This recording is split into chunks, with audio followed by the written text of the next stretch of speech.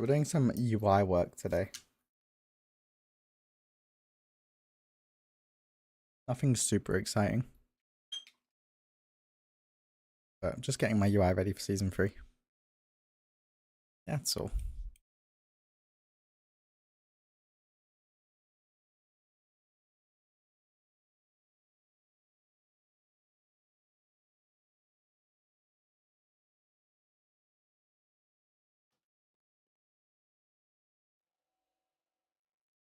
Okay. And the ring light on. I'll get this guy called Brew Dream. He doesn't know. Right, so UI. You might already recognize some immediate changes. For those of you who have only been watching my PTR content, my UI might look very different to you because I don't use LVUI on PTR because it comes with a plethora of problems. However, this is my retail UI. And for those of you actually familiar with my retail UI, you'll immediately notice a few changes. One of which is the top bar here. I've condensed down a little bit because I think it just looks a little bit nicer. I think it just fits a little bit nicer. I've also done the same thing to my aura bar. It's like rectangle now instead of a square. I think the square would have looked really nice if it could sit on top of the theory bar here, the resource bar, but alas, because I have this here and this here, it doesn't really work. So I had to squish it down just to make it look a bit nicer. On top of that, I've moved raid cooldowns up to where defensives are, because I think that's a bit more fitting. And then I made a few other changes. So target frame is now down here. So this is my target frame. You can see the cast bar for the target is below that. And then the target of target frame is below that. I believe I also moved my focus frame over here. I'm not really too sure about that one. I'm not set in stone about that. Probably going to end up moving that, but yeah. I may use this for season 3. Can I apply it to DPS specs too? Yeah, you can. The only thing is that I don't have the weak auras for DPS specs, but the actual like unit frame positions and all of that stuff you can use in your own UI for sure. Yeah, this is only for tank specs. The actual weak auras I've made. Like I can show you. Like, yeah, it's literally just tank stuff. See all the tank auras. Any tank stuff. Any tank stuff.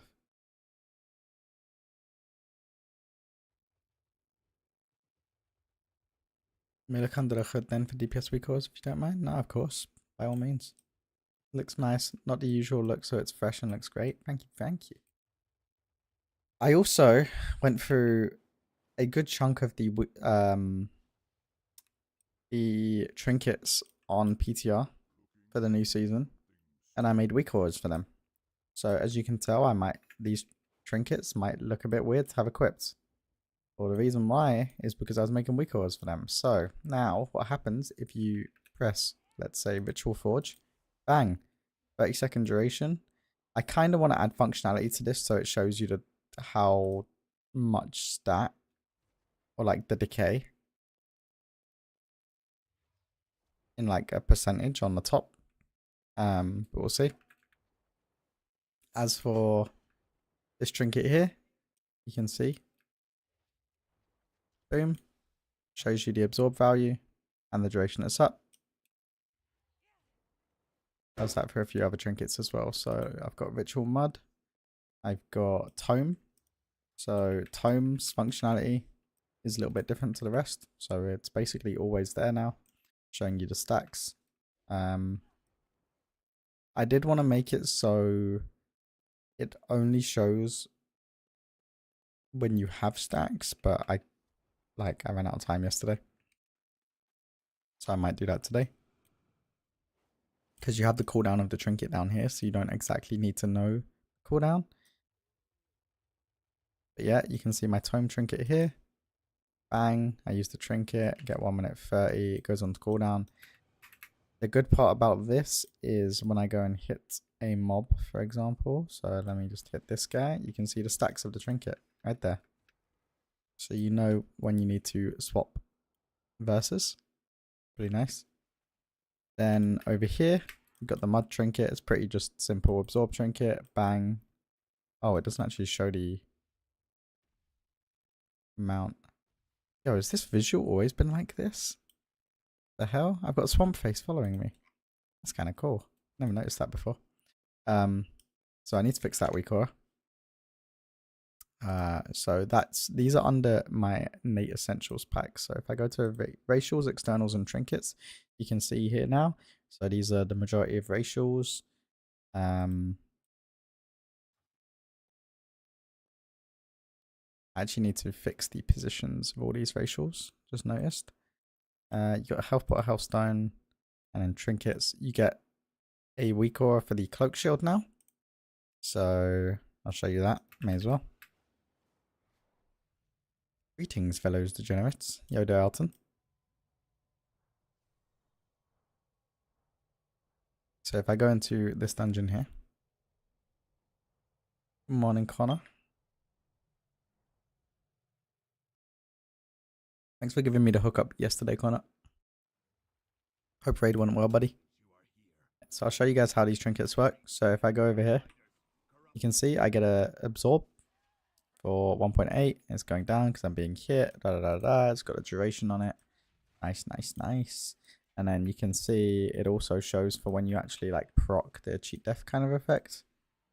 So let me just take damage. There you go. 10 mil absorb. It's going for 15 seconds. Then you'll also notice when I proc cheat here, bang, cheat death. So appears there. So everything that you need to track is going to be tracked in season 3.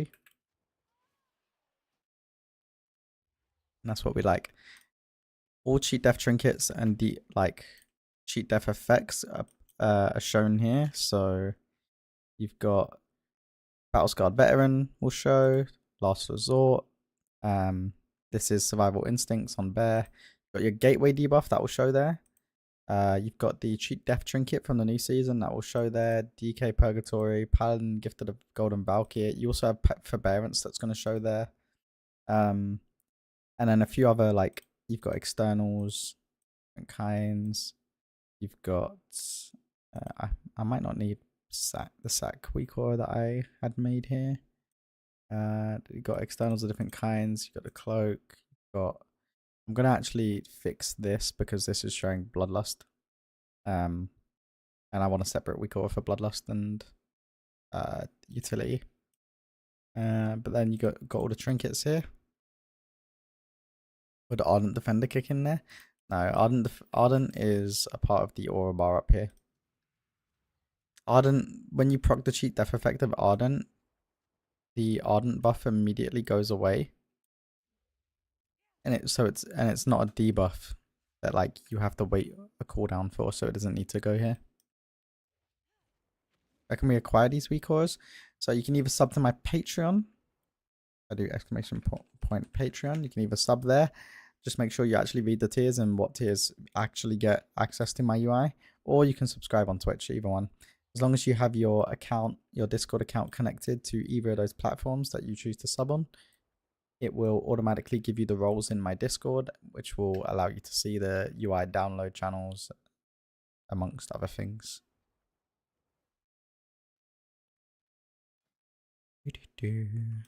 I've also incorporated a couple more add-ons.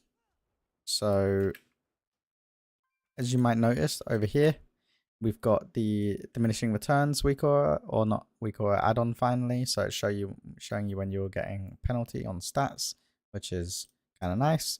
Because obviously you don't want to hit DR. And as you can see here, I'm about to hit DR on haste. Hence I went more crit. Yada yada yada. That's a nice little add-on to have.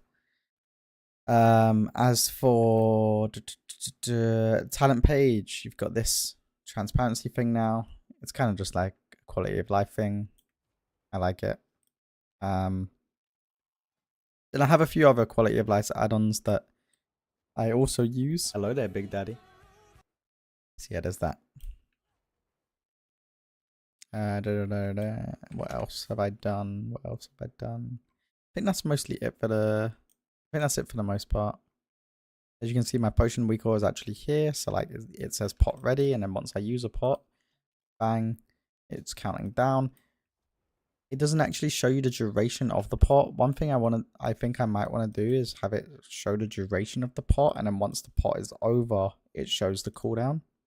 I think that could be a nice little quality of life change to that recall.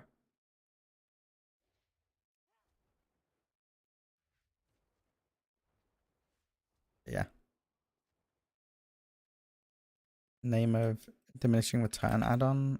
And find it. I remember what it's called off the top of my head. True stat values. It's this one right here. If you do duration and then CD, you might want to differentiate colors for the times maybe. Yeah. I think I might do like a green while the pot is active, and then while the pot is thing, I'll just keep it like this.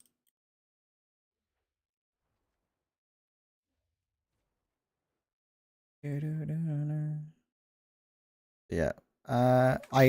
This week aura pack is only kind of done for Demon Hunter so far. I need to incorporate it for the others. But before I do that, I'll show you the rest of the trinkets, I suppose. Let me just fix the ritual mud trinket, not displaying the absorb amount real quick. I'll also move the cloak together. Should be triggering, right? Need to see text 1. No, that only shows the progress, so I need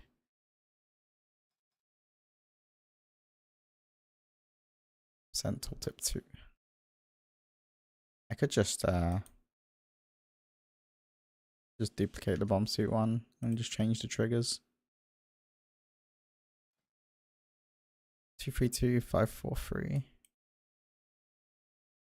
543 232 543. Oh, so I'm using aura name instead of exact spell ID. Oh, it still does it. Okay. Let me just do it this way. Ringing ritual mud. Here we go. Load. Ringing. Oops. Can't spell. Ringing ritual mud. There's that. Conditions. I think that should be fine now. Let me just load never this one.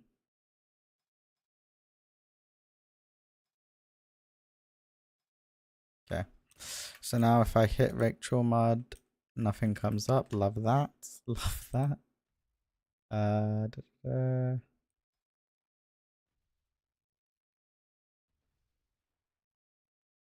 Visibility. This should be working. Why you no work?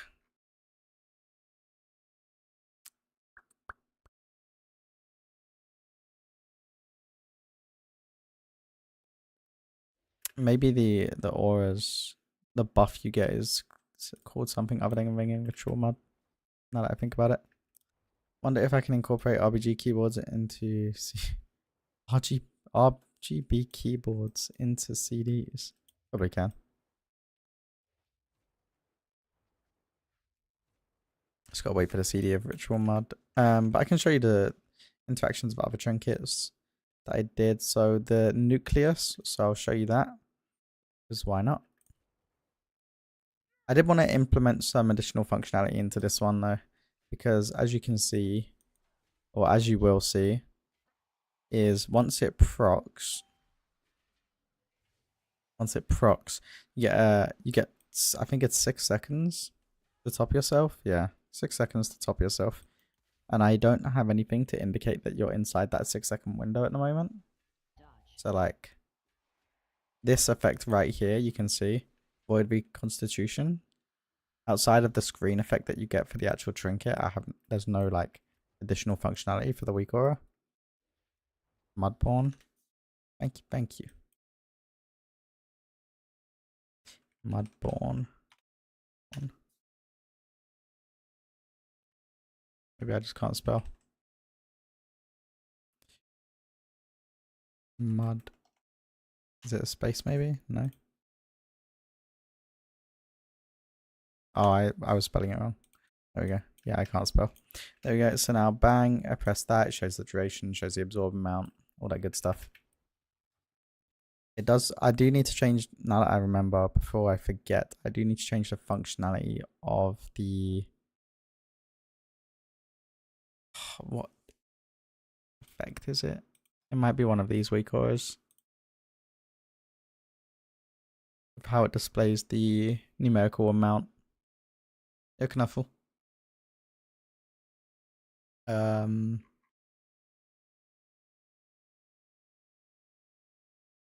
no, it's this trinket. So format options, abbreviate numbers. Is that the same as ritual mode? Should be the same. I wonder why it doesn't say the numbers. Why use weak auras when you can just play Guardian? True. Oh well.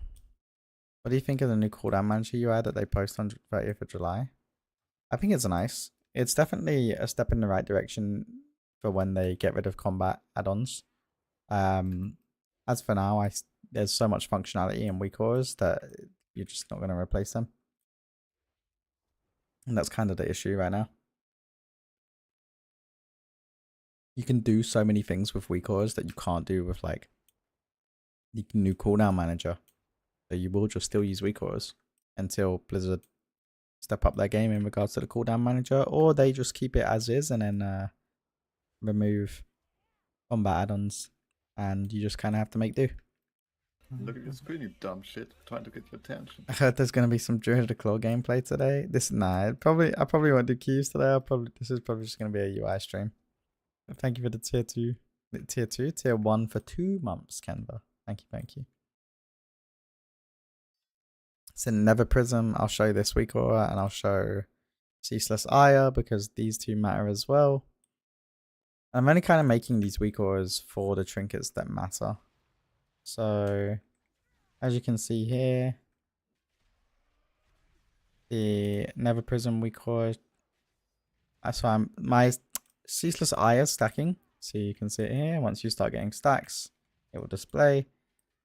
The Never Prism actually stopped working overnight somehow, so that's always great. So I'm gonna have to fix that. But I've got 3 stacks of the Never Prism. So when I use it, this is what it looks like when you use it. For some reason, the cooldown also went away. So gonna need to fix that week, or it's not ideal. But yeah.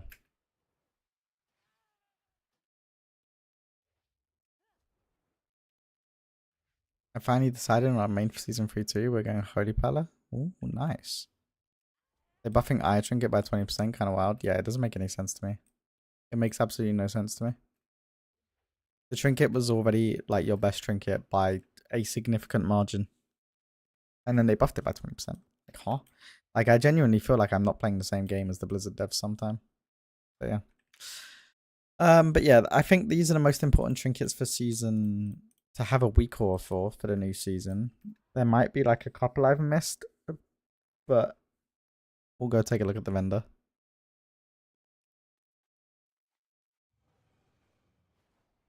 We'll go take a look.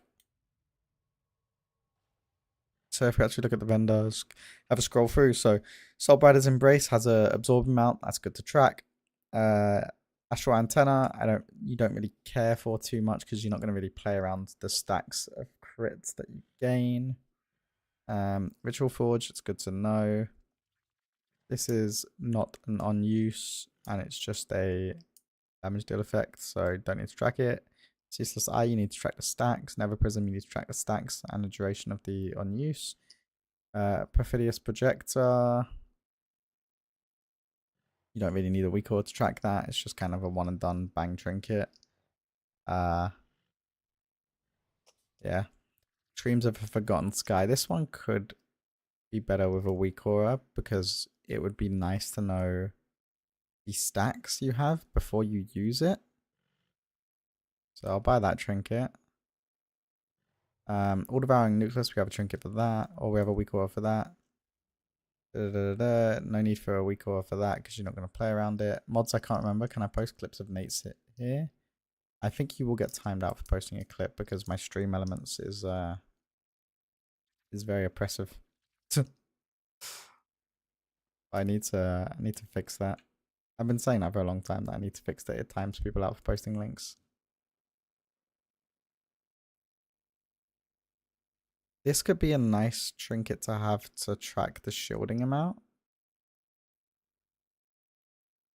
Do you think we will get a physical or magical meta comp in M plus next season? I think it entirely depends on DPS tuning. And from what I've seen, I think it's going to be magical comp. I'm not going to lie.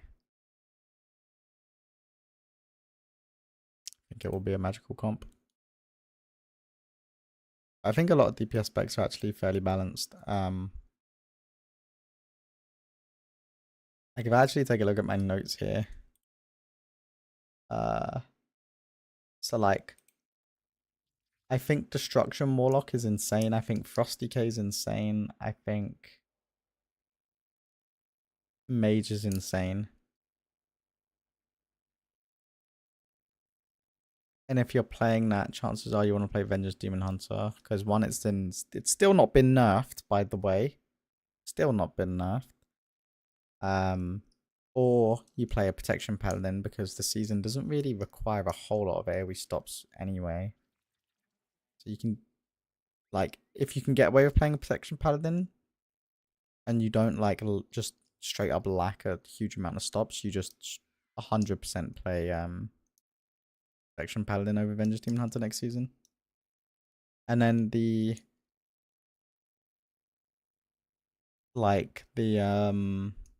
healer, like Restro Druid, Disc Priest, both of those healers are insane.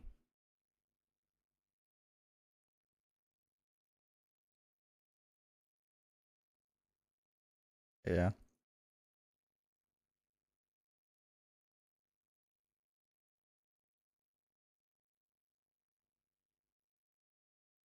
Hello there, Big Daddy. I'd be really surprised if like you saw any other specs really. Like I think Aldrachi Havoc is super, super good as well. So like there could be room where you play Havoc DH and then a prop paladin. Like that is a world that is fully there. Because DH is actually looking really, really good. Like Havoc DH. So that could be really nice. But I'm not too sure. Exactly. It's hard to get like a proper grasp on the state of DPS specs for Mythic Plus when it's PTR and people don't exactly know how to play the specs. So like you do a lot of these keys, and although like for example I play with a lot of good players, like a good handful of them can show up on like one, maybe two specs, and then they kind of like underperform on the others in relation to like what the spec can actually output. Like, and I don't mean like underperform as a whole and like just do bad DPS. I mean like you can't base your opinion on a spec off of someone doing 70% of what it can do compared to someone who's capable of doing 100%. What do you think about the arcane? It's like it'd be the equivalent of basing the meta around the middle of the pack, like player base. What do you think about the arcane mage talk? I've seen people bring up. I've seen a lot say that arcane is kind of mid. Arcane is kind of mid because Havoc's in and BM do just as much prior / final damage and have even better AoE whilst doing so. So BM Hunter, I'm gonna scratch off the list right off the bat because there are a handful of specs in the game that basically offer no utility. They just don't. So they need to be like numerically very, very good to actually be brought and forego like any downside they have in regards to just not providing anything. Like they have to be doing a lot more than the next best spec. And BM Hunter falls into that category. And I genuinely don't think BM Hunter is capable of doing like 20% more than the next best spec, which is like, Hello there, maybe Big Daddy. that's a bit of an egregious like amount to kind of base it off of, probably closer to like 10-15%. But I don't think BM Hunter's doing that. I don't think what BM Hunter brings damage profile wise is worth just having absolutely no utility on one of your DPS specs when you in a dungeon environment you can only have 3. So BM Hunter, I genuinely don't think it will ever be meta. The last time it was actually meta in a dungeon environment was BFA like season 4, and that was simply because it was absolutely turbo broken with corruptions. What were the other specs you mentioned?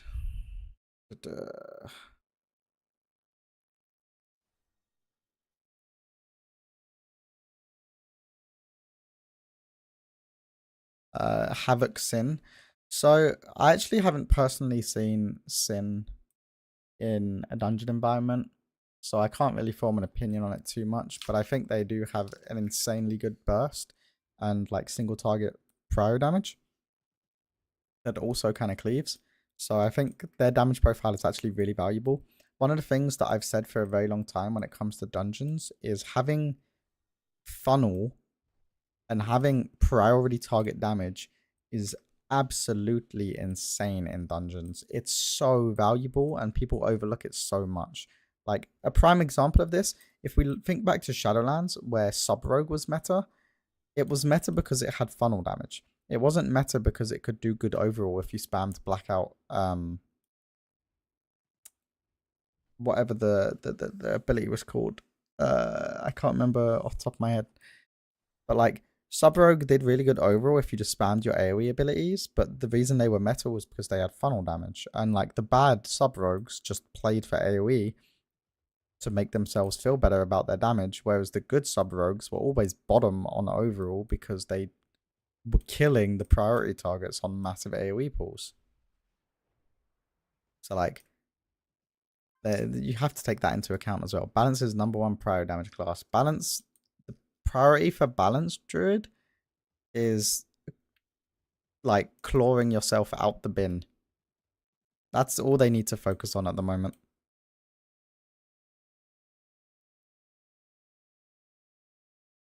You have Disc Priest, then you don't need a Shadow Priest and Empress. I mean, if you don't play Priest Healer, you don't play Shadow Priest.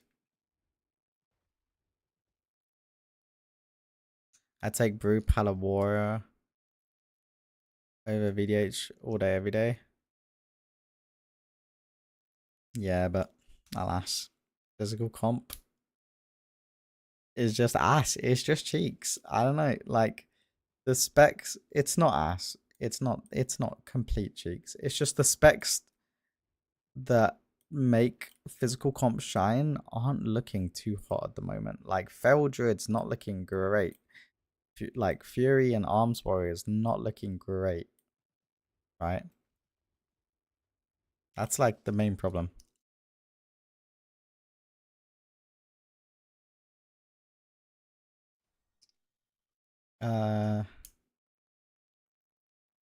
VDH still #1 with the others close. I think Paladin and VDH are kind of like fighting for the top spot, in my opinion. I think Paladin. A lot of people have been floating the idea that Paladin is only good because of the healers that are good, things like Resto Druid and Disc Priest. And I don't necessarily agree. I think they definitely aid Paladin, particularly in moments where Paladin would otherwise be like very, very weak. But I don't think it makes or breaks whether the spec can perform in high keys. Like, there are very few moments where you actually require real healer attention, and those are so few and far between that you can make it work regardless. Like when you have cooldowns available on Paladin, which is like 90% of the time, you are absolutely fine. But won't VDH be better pick for 90% of the player base? Yeah. Yeah, it will for sure. But what's a better pick for 90% of the player base doesn't always matter in regards to community perception, because people are always just going to follow what the meta ends up being for the best players. Like, this has been true for a very long time now, that one tank spec can be significantly better for pugging and for the general player base that aren't doing super high keys, but another Hello there, tank Big spec Daddy. is like turbo bis for, like, you know, your world first keys, your title pushing, and people will be super anal about anything that isn't what the pros are playing. Like, genuinely, if you're not pushing high keys, it doesn't matter what tank you're playing. Like, I'd argue Blood DK is, like, even in its kind of bad state, quote unquote, because take that with a pinch of salt, it's definitely not in a bad state. It's just not as good as the other tanks. But I'd argue Blood DK is the absolute best tank for like mid-level keys and low-level keys, because you just don't need a healer to play the spec. You just don't need one. You're completely self-sufficient. You rely on absolutely no one else. Sure, your utility is kind of ass and you don't really provide anything CC-wise, but like, you remove an element, you remove a variable when you play Bud DK, which is like kind of a big one. And that's, you remove healer tank interaction entirely. What do you categorize as mid-level key up to 15s? Yeah, I'd probably say anywhere from like 10 to 15s is what I'd say is mid-level, in my mind at least. Can you help me? I can't decide between Protection Warrior or Protection Pala for Season 3. I only do M plus 14 with mostly Pug. Which of the tanks will fit the best? I think... Hello there, Big Daddy. I'll put it this way. Play Warrior if you like doing big numbers. Play Paladin if you want to actually contribute to a key in other ways than just number go burr. Oh my god, finally someone with a health bar in the middle. First time I'm ever seeing that. I actually really like it. A lot of people say it's way too big, but like, maybe I'm just blind. I think it's a fine size. I am a little bit blind, to be fair. Like, I do require glasses. The only time meta is relevant in a way for mid-level keys is if you're DPS and getting invites, tanks, and healers. It could matter less.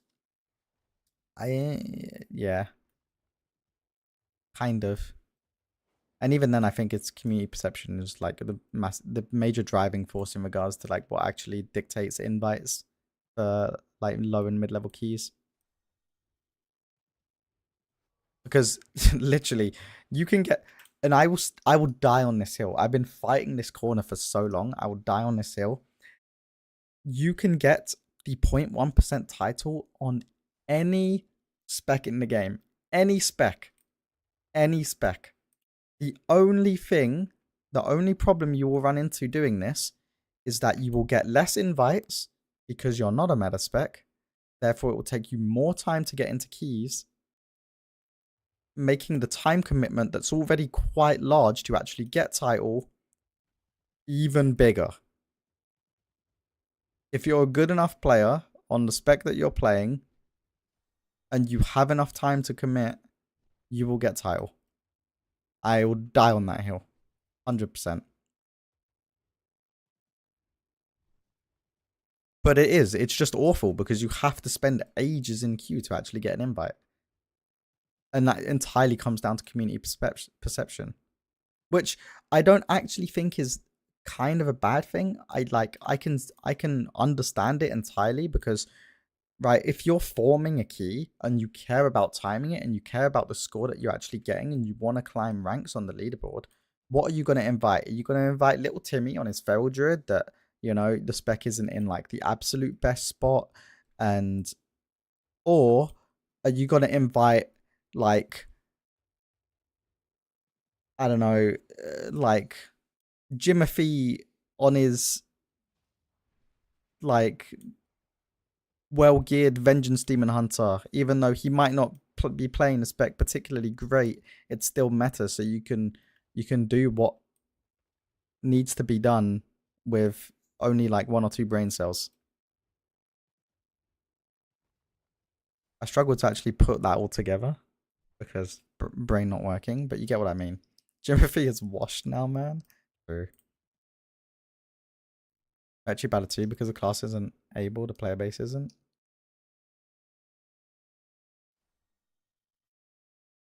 I love waiting hours in queue. Yeah.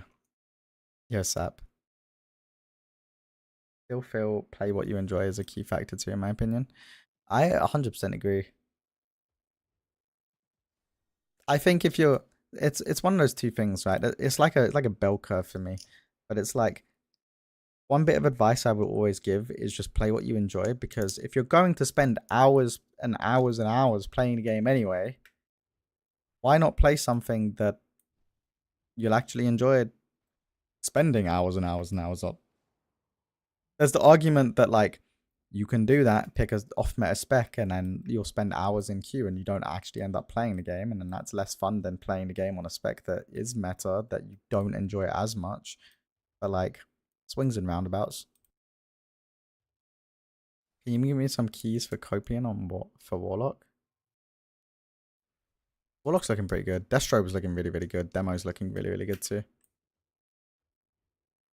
You think solo queue would fix queue times? Unless it's a separate IO score, I don't think it would change anything, because why would any tank or healer roll the dice on what they get when they can get instant invites? I think solo queue M plus would fix some issues, but it would create some others.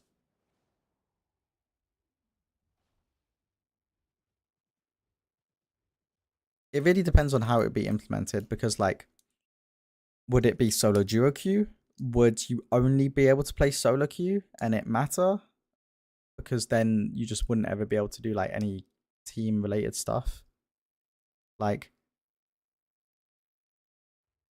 there's just so many factors that you'd need to take into account if you were to implement a solo QM plus system, and it would create more problems, but it would fix a handful of problems. It's just like, it entirely depends on how they implement it. Taking under consideration season 3 dungeon profile, which tank seems to be the strongest survivability wise? Survivability wise, the strongest, Vengeance Demon Hunter. They've been nerfed, and it's not like a non-factor now with the amount they've actually been nerfed, but I'd say they're still the strongest tank in regards to like the entire dungeon pool. I think after that, it's probably Brewmaster. I think Brew and Vengeance are actually fairly close in regards to their tankiness. Just Brewmaster is a more complex spec, and I think the general player base, if they try and play Brewmaster, are probably going to struggle actually learning a spec to a competent level, because it requires more thought behind what you do rather than something like a Vengeance Demon Hunter. Hear me out. LFG M plus, you sign up and roll the dice, no leaving or 12-hour CD. No, because then you'd just be held hostage, man. Like, the amount of times in League where I've been held hostage in a game that is just extremely unwinnable is just like, I don't want to be there. You don't want to be there, so why are you voting no to the surrender vote? But it's always winnable. No, it's not.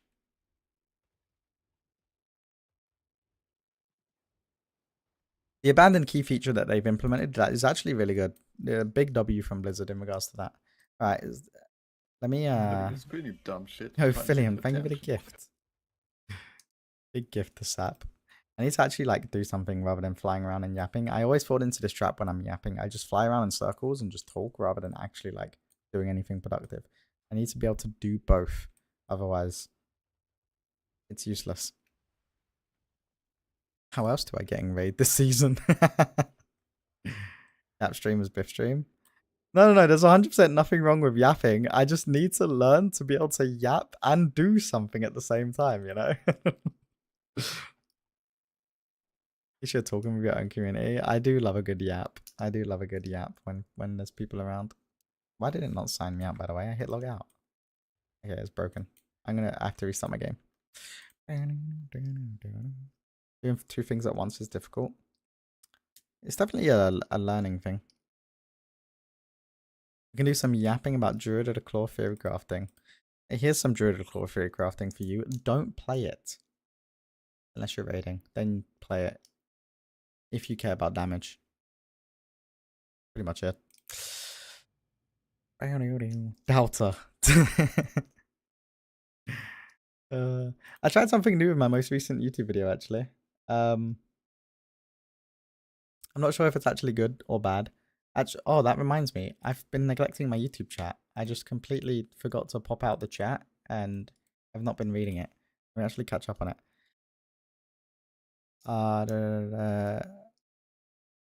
I'm used to pushing high keys as Venge Demon Hunter and want to play higher level again this season. What would you recommend regarding tanks? My friends are not willing to play melee classes. Guess no monk. My friends are not willing to play melee classes. So yeah, I wouldn't play Brewmaster and I wouldn't play Warrior. So, and if you're used to pushing high keys as Vengeance Demon Hunter and want to play at a high level, then as of right now, I would just say Vengeance Demon Hunter again. I need to get that plugin. There's a plugin I've had bookmarked for ages, where it combines your Twitch and YouTube chat into one, just for like ease of readability. I need to get it, but I've been so busy looking at other things. Whatever Nate says, do the reverse of it. He's a hater to Druid and their power. Look, it's not my fault. The spec sucks. I said it. I said it. And it doesn't actually suck. It's fine. It's just, it's incredibly boring in my opinion. But if that's what you like, then that's what you like. You know, it's entirely up to you. You just suck. Fuck you, hater. Okay. What was I gonna look at? Oh yeah, I was yapping about my YouTube video. Yeah, so I tried something new with at least the title of my latest YouTube video, and it's kind of like not done well as a result of it. But I thought it could be good, but it's just not. Like all the dungeon runs I've been uploading, I've included like plus level X key season 3 PTR at the end, right? And then in the most recent one, I was like, Protection Paladin is back in season 3, and it is a dungeon run. Albeit I don't talk for the first minute, so that could be a like actual factor. Because for some reason, I decided to enter that key and just not talk for the first minute, which is honestly really odd. Usually I don't stop talking unless I'm tilted, but I'm pretty sure I wasn't tilted in that key. So yeah, I think the no talking for the first minute could be a factor as to why the video is not done very well. But I also think the title could be a thing. Either way, learning. It's a lesson. How's the damage difference between Bench Demon Hunter versus Brew? Brew is much higher than Bench Demon Hunter on both single target and AoE. The only difference is Venge Demon Hunter has Wounded Quarry funnel. So it has like really good priority target damage whenever you're pulling trash with a priority target. So like you could argue that's more valuable than the overall damage that Brew provides. But Brew also deals decent priority damage because you're using Blackout combo Tiger Palms a lot. So yeah. I do think Brew is Better than Venge Demon Hunter damage-wise, though. True, it's Petco's fault. Specs are not good. I mean, Petco's tier list is the only tier list that you're allowed to base any opinion off of. Honestly, like that, his word is gospel.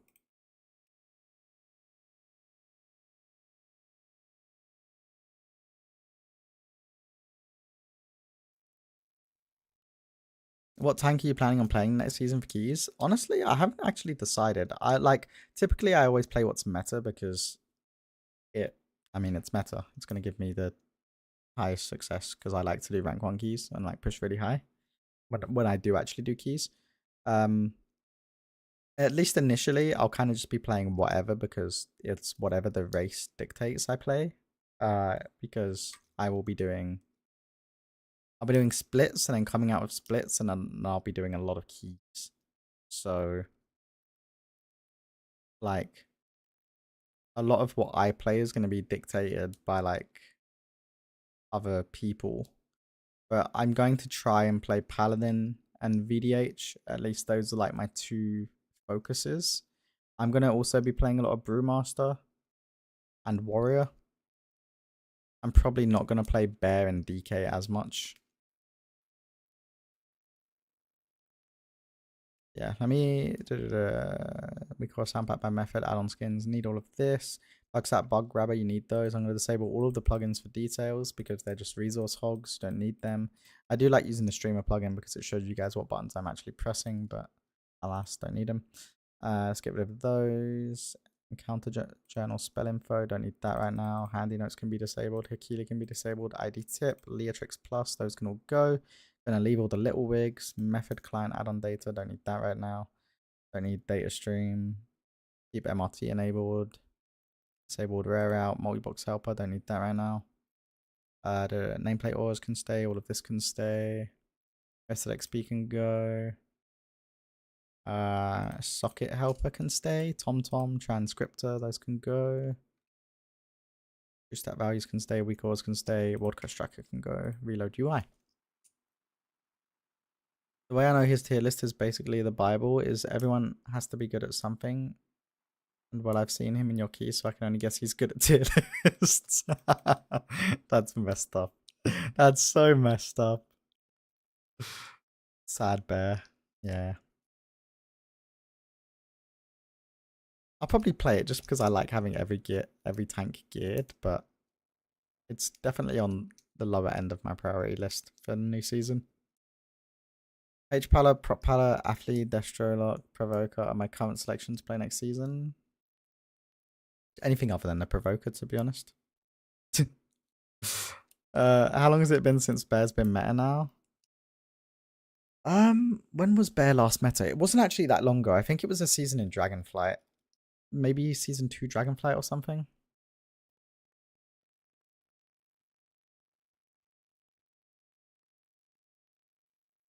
Do you know, we were having a talk yesterday actually. So like, we were talking about old dungeons and old raids, and I actually learned that a lot of people can't recall how certain bosses played or certain bosses' abilities and what they did, and like dungeons, what Trash did, and etc. etc.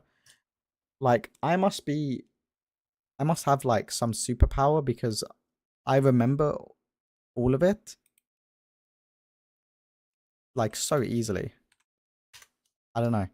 It's like you asked me, like, I started playing in BFA, right? Let's test this. I started playing seriously in BFA. Name a dungeon and a mob, and I will be able to tell you what it did and what dungeon. Or name like a boss, and I will be able to explain the strat that you did on that boss.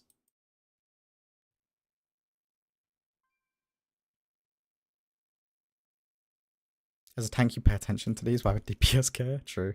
Unat. Okay, I didn't actually play Unat. That's like that's like the only one that I didn't play out of all of them. You got me. You got me. You found the one. Sand Queen and Toldagore.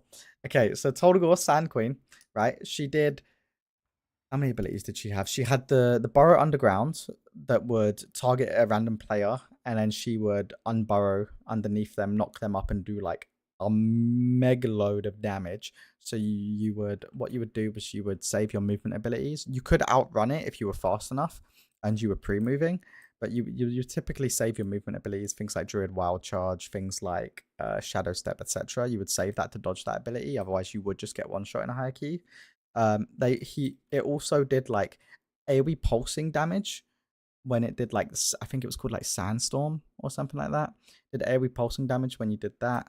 And then she also spawned these sand dunes where if you walked into them, you would get stunned. And during that AoE, by the way, she would like push you like winds. And then if you walked into or got pushed into one of like the sand dunes that she spawned, it would stun you. And Hello there, Big Daddy. She also spawned like these critters that I'm pretty sure they did a bite attack that applied a dot.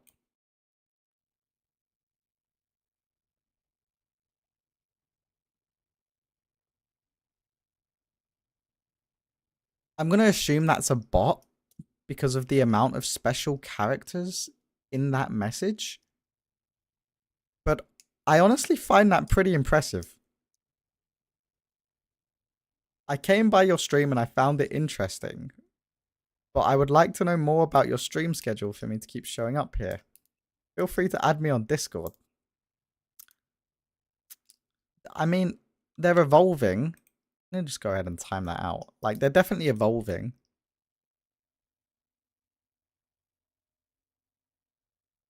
Bro said BFA and we got told to go trauma response.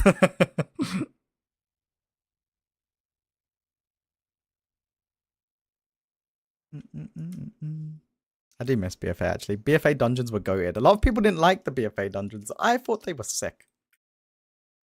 I thought they were really good. But then again, I also thought the Shadowlands dungeons were actually like not as bad as people said. They definitely would. Shadowlands dungeons definitely sucked initially. They got way better over the course of the expansion.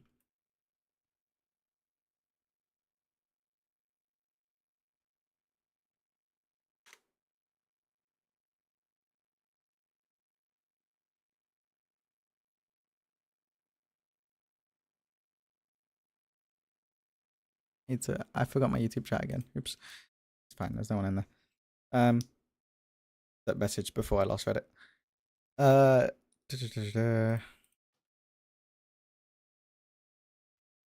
It's Rage's alt account, so you can raid her for a change. Shut up. Look, if she's like 9 times out of 10, if she's live while I'm live and I'm ending stream, I will raid her. And she knows this. Alpha Academy is peak dungeon experience. That dungeon actually was a lot of fun. Yeah. It was just a lot of AoE pulls back to back. You know what dungeon is actually kind of reminiscent of that in the new season? Where it's just a lot of AoE pulls back to back to back to back to back. Is I mean Operation Floodgate is one, but Ecodome Aldani is another. Gambit's a good one too. There's a lot of like AoE like fun dungeons in the new dungeon pool. Like Arakara's a good one. Although your healers are gonna hate you in that one. Dawnbreaker, not so much. Priory, like if you're playing meta routes, probably, but that's a hard dungeon. Operation Floodgate is like a very easy dungeon where it's just a lot of AoE back to back to back. Ecodome is another dungeon where it's just a lot of AoE back to back to back. Walls of Atonement, same story. Tazavesh, both sides of Tazavesh honestly is the same. So it's actually going to be a really fun dungeon pool because a lot of people just prefer dungeons where they just can do a lot of AoE, which is fair because AoE is fun. Big number. Bracken was go to change my mind. Okay, you, sir, are getting timed out for that opinion. No, I'm joking. It did suck, though. It did suck. Brackenhide did suck.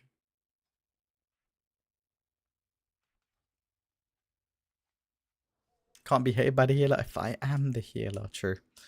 Is there any dungeon that's never been in M+ rotation you'd like to see revamped a little and put into the rotation? And why is it Wailing Caverns? Okay, this might be an unpopular opinion. Or it might be a popular opinion. I don't know.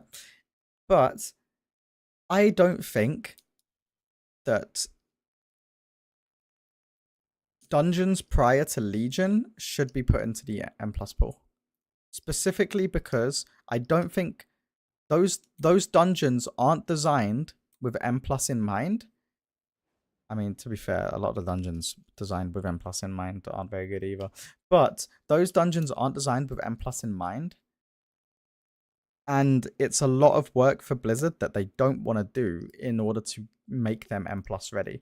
Like you saw in Shadowlands, in like the Fate, or in Dragonflight with the Fated seasons, where actually Dragonflight not so much, Shadowlands, yes. You saw it where the old dungeons that they implemented initially sucked cheeks, and it took so much iteration throughout the season to get them in a spot where people were actually happy to go into the dungeons. Grimrail Depot, like Iron Docks, those 2 dungeons that like just absolutely sucked initially. And it took so much iteration to get them in a spot where they were actually fun to play. And it's the same thing for all old dungeons that they bring back. It just takes so much work. And I don't think that Blizzard can consistently make dungeons good without needing them to be played over the course of a season. That's my opinion, at least. You could argue that challenge mode dungeons could be like close to M plus design. And I could see that argument. You mean we shouldn't be running Blackrock Spire or Diamond M plus? No, thank you. God, the amount of running in those dungeons, I think I'd fall asleep. It's like, I remember when The Other Side was in Shadowlands. Like, that dungeon was horrendous to play because of the amount of running. Until you got to Season 3 where you got Woe Drifter and you were like, just like rocket shipping through the dungeon. That dungeon became so much like more fun when you weren't spending 2 minutes running between each section of the dungeon and just watching your timer tick down.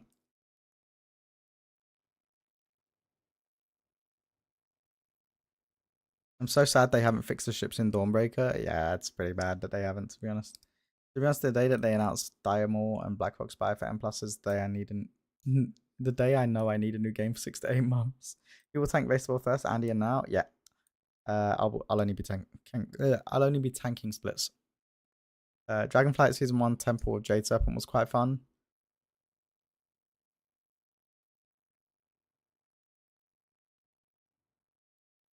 I feel like we had different experiences in that dungeon, is what I will say in regards to that. Throne of the Tides is the only old dungeon they brought back I didn't hate. God, I hated that dungeon. On a high key, at least, I hated that dungeon.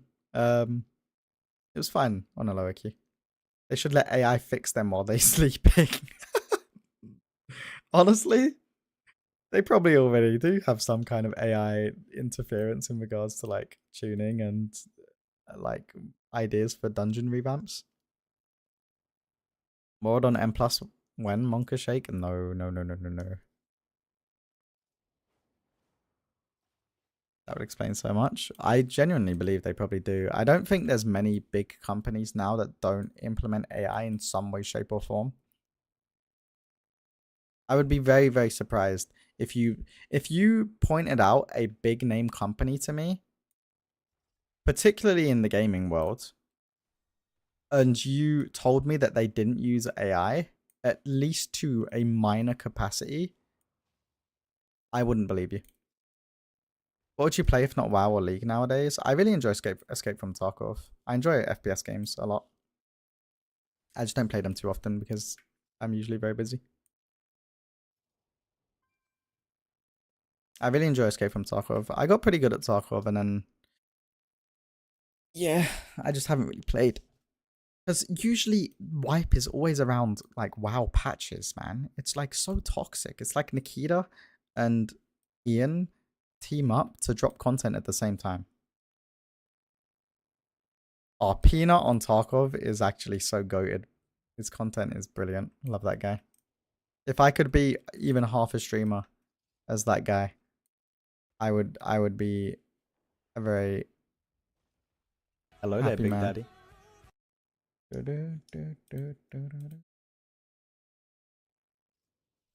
AI is everywhere. It's getting really, really big in banking.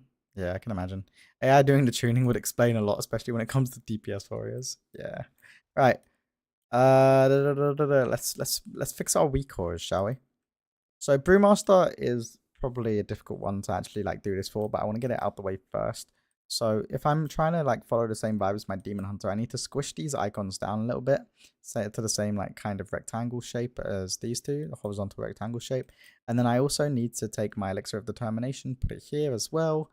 And my Master of Harmony I want as there as well. So I think once I implement all of these and put them on this top bar above my HP, it might get a little bloated, but I'm not sure. Also, I need to revamp my my top row of icons because so my goal with the top row of icons is always to have my two trinkets as these two end icons here, regardless of what build I play. And right now with the No Breath of Fire build, you kind of end up in a situation where you're just lacking buttons and therefore in my weak aura icons. So I need to kind of like fix that a little bit. As to how I'll do that, I'm not sure yet. Looking forward to Arc Raiders. I actually haven't seen anything about Arc Raiders, I'm gonna be honest. There's a No Breath of Fire field. Jesus, how much I missed. Yeah, so in season 3 right now, based on the amount of talent points that you have at your disposal, the build that provides you with the most mitigation is actually a No Breath of Fire build. Because in order to play, if you're playing Breath, you may as well play Salabim Strength and Charred Passions, or maybe Dragonfire Brew, either one. But that's a 3-point commitment when you need to already commit 3 points to get Nizal and Walk with the Ox, since the talents are like basically mandatory in season 3. And then you just don't have the talent points to put into Breath of Fire because you also need Zen State as well as all 3 of these talents because you need to go down into Weapons of Order. Like, there's an argument where you could drop Elusive Footwork, which I think is what Equinox has been preaching. But I think that's a really bad thing to drop. I think that's a horrible thing to drop. Like, I think he's been getting rid of Elusive Footwork and putting it into Improved Nazal, and I think that's a horrible idea personally. What would you swap off Hive Tolerance for some damage nodes for lower key farms? So I'm not sure when they're updating the method guides, but I actually cooked up some like raid builds that you'll use, which revolves around, let me try and remember off the top of my head. Actually, you know what? I can just pull up the document. Do that. I'll just do that. Easy. But no looking, chat. It's a secret. Raid offensive. Okay, so it's like get rid of Gaiplins. I know. Hear me out. Get rid of Tranquil Spirit. You got that. And then that's the build, I think. That. I don't like playing Special Delivery, or I don't like playing Russian Jadewind and Breath of Fire at the same time. And not playing Rushing Jadewind hurts your Ox damage. But you do gain a lot of damage from Special Delivery. But I don't think you can play Rushing Jadewind and Breath of Fire at the same time. So I think this is actually more damage potential because you actually gain access to Charred Passions a lot. But yeah. There's not been like a consensus, I think. I haven't been paying too much attention, but I don't think the Theory Crafters have reached a consensus on whether Special Delivery or Rushing Jadewind is actually better. I think a lot of people are saying Special Delivery is better just because it's a raw damage number on your details. Whereas Rushing Jadewind, although it is a raw damage number on your details, it's a lot less than Special Delivery in most scenarios. But you have to also account for the Walk with the Ox damage that it's also providing, which I think is hard to measure right now. Russian Jadewind, yeah.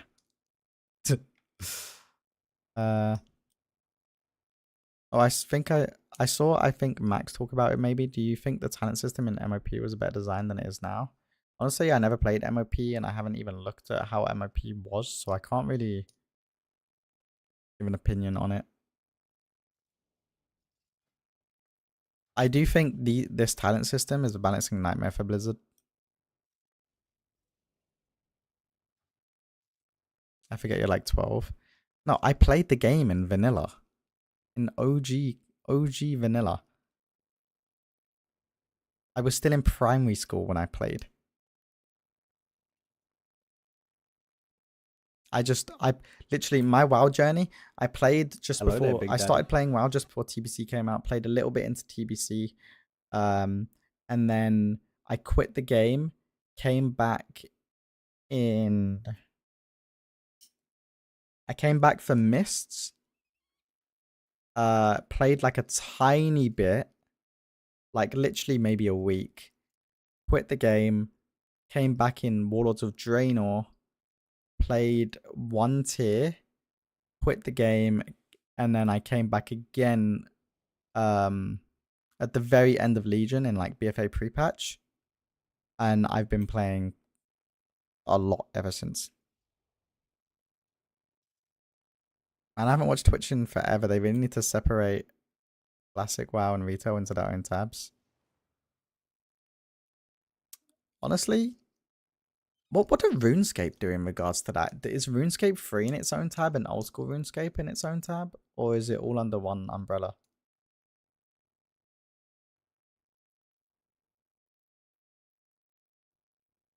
I can understand from like a brand perspective. I understand why you would want it all under one umbrella on Twitch, because it, you know, condenses everything and makes like number bigger. Woo, which is better for like shareholders and investors. They are separated. Oh, okay. I always thought RuneScape was condensed into one for some reason. I might be a big minority here, but I really want the pre Dragonflight talent trees back. Um,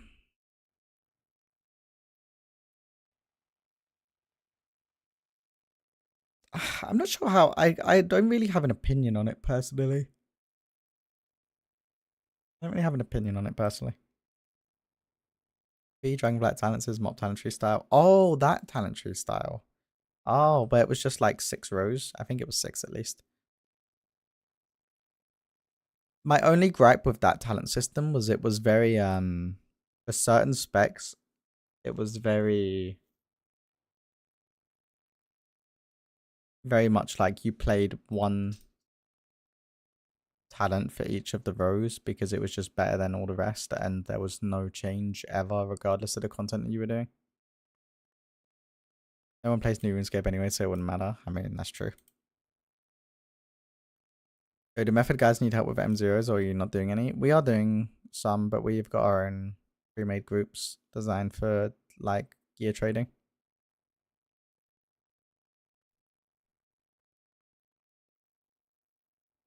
There were some rows that were dead and redundant, but if they properly balanced the options, I would massively prefer it. I'm not a fan of the current system.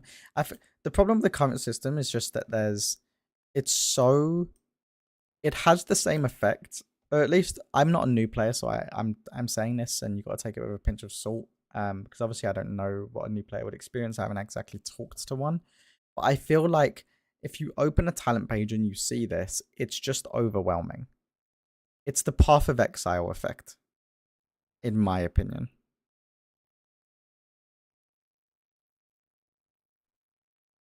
There's just way too much going on.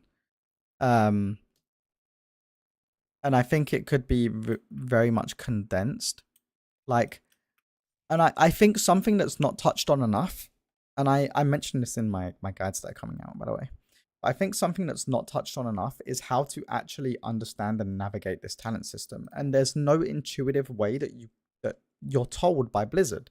Like one key thing that I recommend to everybody who is picking up a spec, whether you're new to a spec or not, if you want to know how talents interact with abilities, that are like in your spell book. So like let's take Blackout Kick as an example, right? If I want to know what talents interact with Blackout Kick to do all the magical stuff it does, if you actually search that ability in the search bar, it highlights every talent that interacts with it. And I 100% recommend doing this, especially if you're new to a spec, because you can just go through and actually read what it's doing to your abilities and understand it. And I feel like this should be something that, like, there's an argument to be made that you shouldn't need to be able to do this to understand what a spec is doing. But,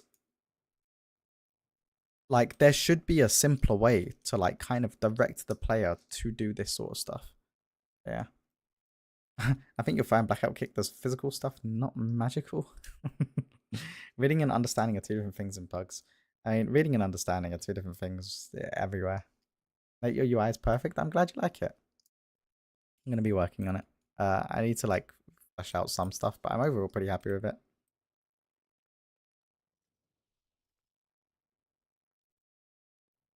I've got a list of stuff I need to do. The list of stuff that's on my agenda for today is... Where's my list? I've lost it. Oh,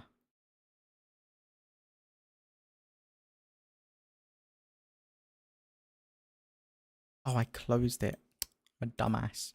Anyway, I did have a list of things that I needed to do. So I need to go through and fix all the class week cores. And then I think next on my priority list is testing my change to my raid frames, because I actually went into my raid frames. I'm using LVI. I do want to make the change to unhalted, but I need to speak to our unhalted guy, the developer, to actually help me figure this out. I've got my raid frames here. There's that. I need to test that stuff out. And I also want to go through my plater, because I need to color all my mobs for the new season. Yeah, myself and you lovely people.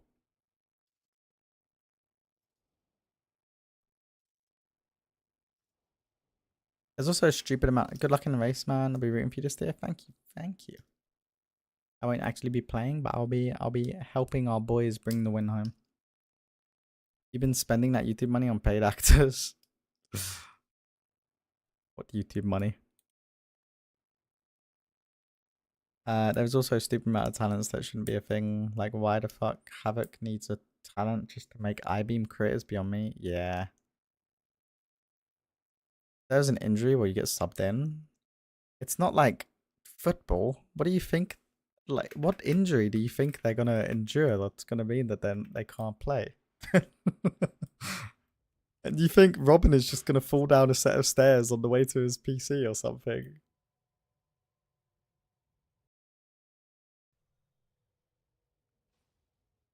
Wrist injury. Yeah, maybe. Okay. Let me fix my recalls. So, carpal tunnel, hangnail. God damn it. Where's my energy bar?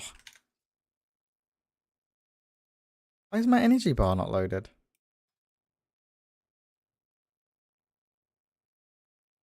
Oh.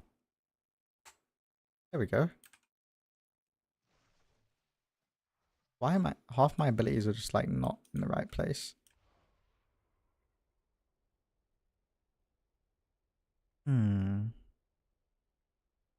Your Silent Storm. How's it going? It's going pretty good for me. How you doing, friend?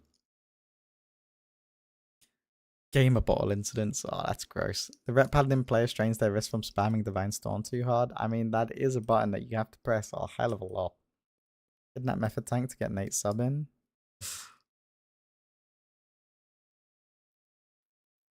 Yeah, I don't know if that one's happening. Is Monk good for season 3 raid? Monk is amazing for season 3 raid. In fact, I actually put out a raid tank tier list very recently. that I will link here when it loads. YouTube, please. You're showing me up. You're making me look bad.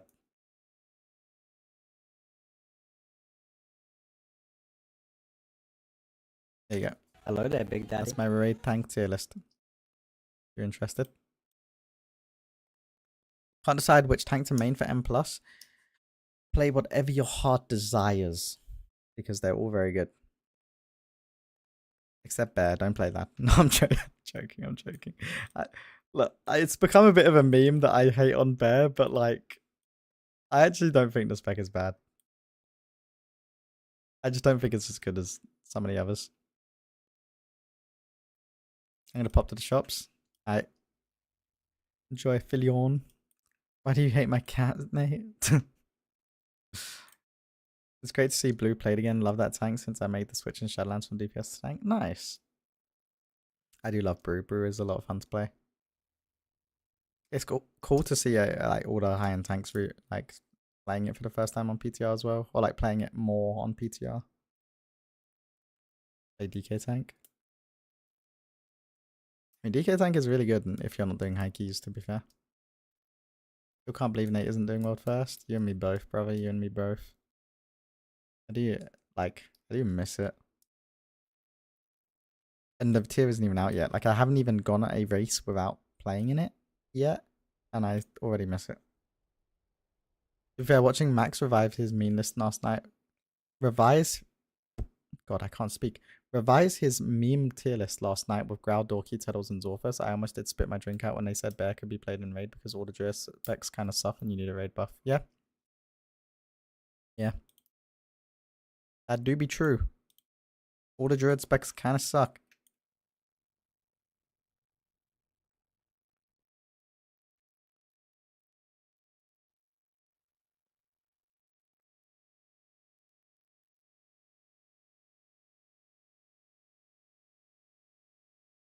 Like, it's just the raid buff curse, man. Like, even when a tank isn't particularly great for like the raid, you can just end up having to play it when you're in the race to world first because raid buffs suck. If Druid of the Claw Bear is part of race to world, is the winning comp for race to world first, you never hear the end of it. Just FYI. Bear sims 6 mil on single target. What sims are you looking at? Because they definitely don't.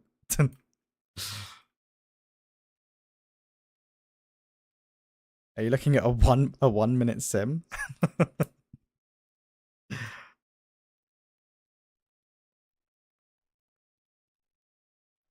I'm just spreading Bear misinfo. I respect it. Hey Nate, what's your opinion on the best tank in for M+ in season 3? I think it's looking like either Demon Hunter or Protection Paladin right now. I'm leaning more towards Protection Paladin, but I think Demon Hunter is really good as well.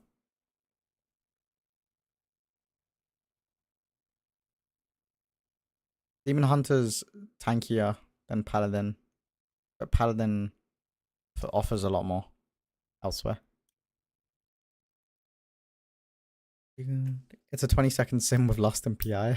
The sim is Bear against Ragnaros. They moved him to the analyst desk. Question, did Method kick you so they could bring Now on? Always enjoyed watching you tank. It was, like, being perfectly honest, it was a combination of things. Like, I couldn't really commit the time to the race anymore.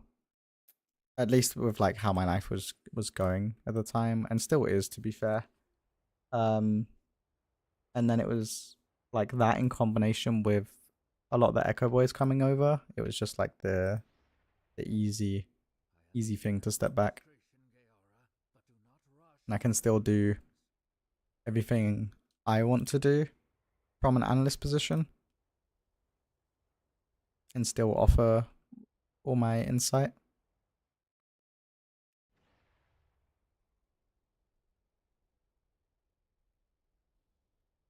I'm going to main Warlock / Rescue Druid this season 3.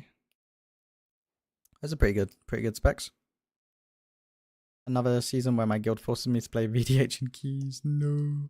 Do you think Prop Warrior or Monk are stronger in raid or keys?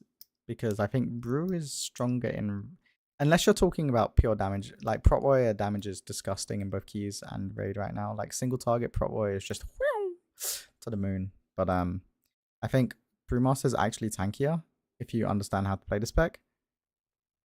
I think Warrior has very specific weaknesses that are highlighted very heavily in specific keys and raid bosses. And obviously there's ways to play around those weaknesses and make it work. But I think Brewmaster doesn't have those weaknesses. And from a just general standpoint, Brewmaster is much tankier. All things considered. The only place Warrior shines better than Brewmaster is blockable physical damage. Like just pure melees. Warrior does do better than Brewmaster. Everything else, not so much. It will be analyzing now on Andy's food to make sure it's gone off. Fuck's sake. Warrior is really bad when there's a lot of magic damage and bleed damage. Yeah. Thanks for the info. My pleasure.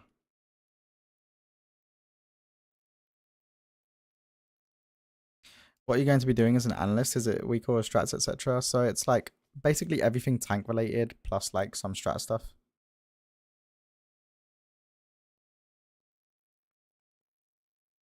What do you think to Blood DK in season 3 in both M plus and Raid? I think in Raid they're very, very good. They're doing a lot of damage. They're like immortal as always. And I think with the increased CD on AMZ, like having more available is more important. So I think Blood DK is actually really good in Raid. As for M plus, I think Blood DK suffers from scalability issues still, on top of the fact that they don't really offer meaningful utility or mob control. So I think they are great for like mid-level keys because they remove the variable of having to interact with your healer as a tank, because you're completely self-sufficient on the spec. But I think they will struggle the higher key level you go, and again, they don't have half as much CC as some of the other tank specs, and the CC that they do have isn't great, on top of only really contributing like AMZ to help your group live. You kind of just have to watch your group and hope they survive. Hot take, they should bring back... My chat is scrolling up. Hot take, they should bring back corruptions to the same power of BFA and let's have a raid war first with 20 blood DKs and Twilight Death. Can't stand DK tanks. You know, if I didn't know any better, I'd assume that you're a healer. And you're saying that simply because I know so many healers that hate playing with blood DK.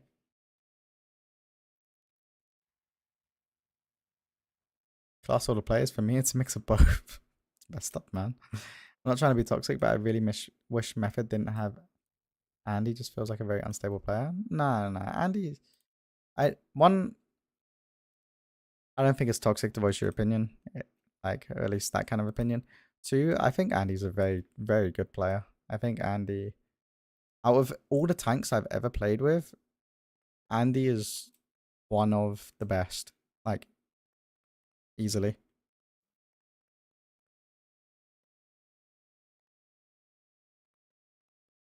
Obviously, he was suffering with like mental health related issues, at least last year. Was it last year? I can't remember actually. It might have been Nerebar.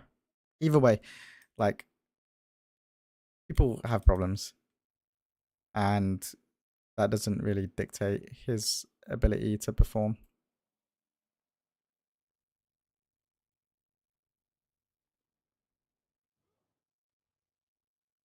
I think Andy will do amazing in the race. What's your all-time peak raid, by the way? What do you mean?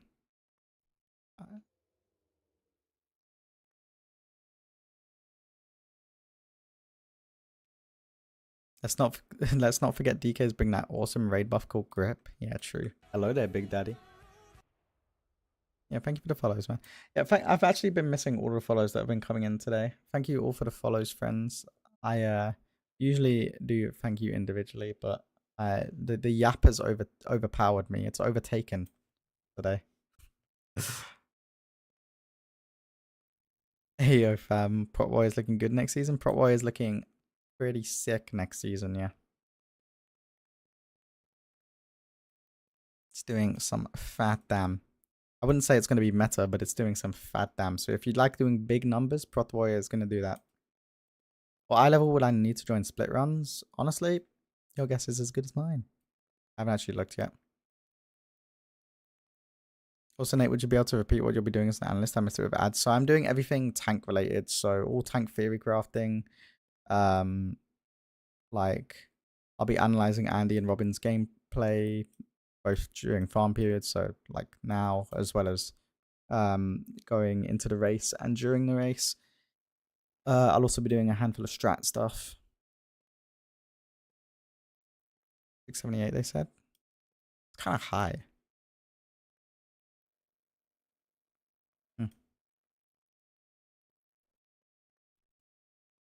As well as like a handful of other jobs. Only is Rage doing that with you? No, Rage is casting.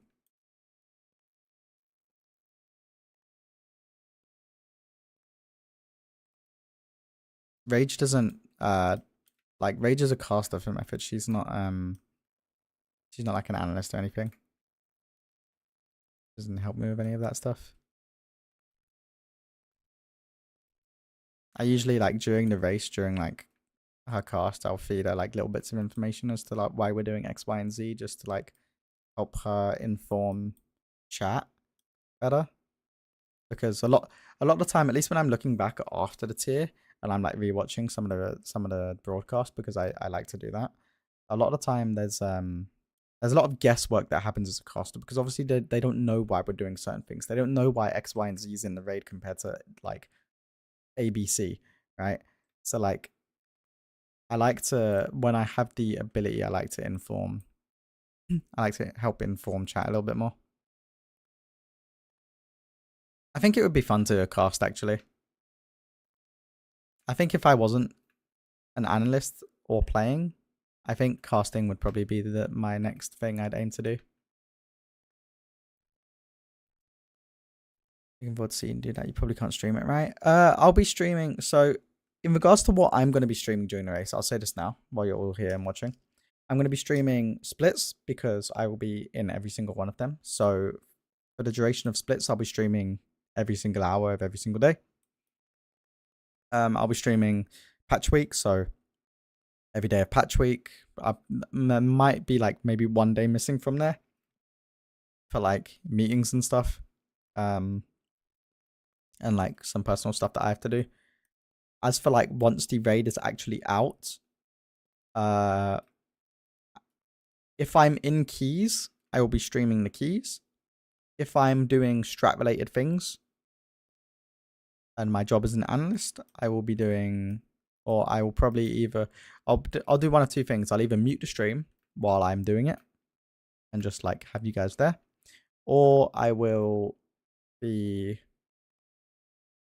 or I just won't be streaming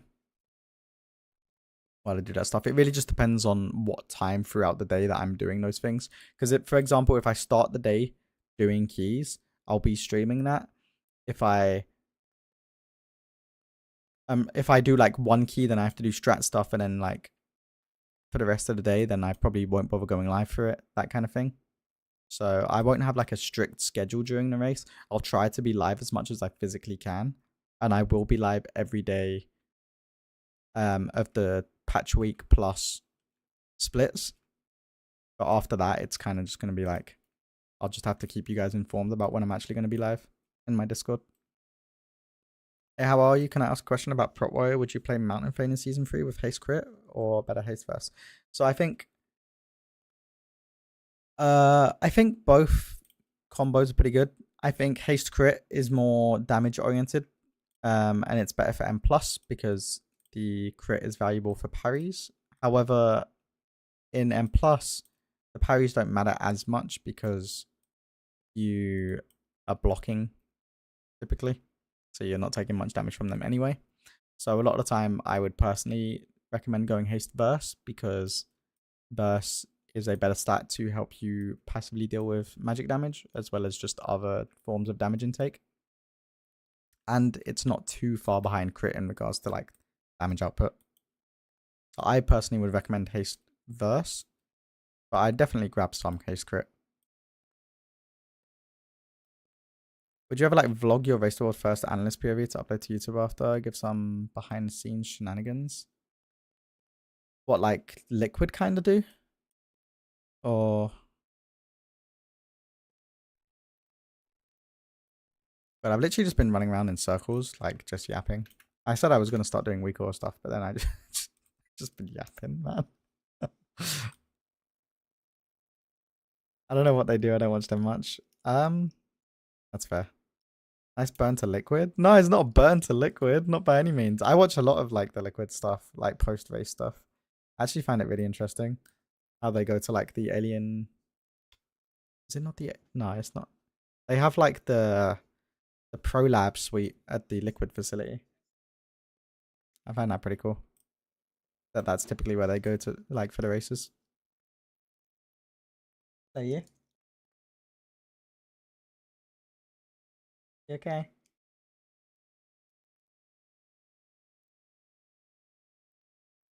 They go to Alien. It's a bit harsh on Max, but do continue. Sake. They could go to the Alienware training facility in San Fran. That's it. Hey. You want to see all the friends? Look.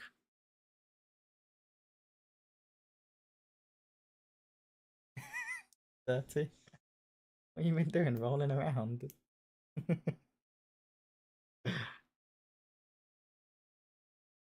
Cat.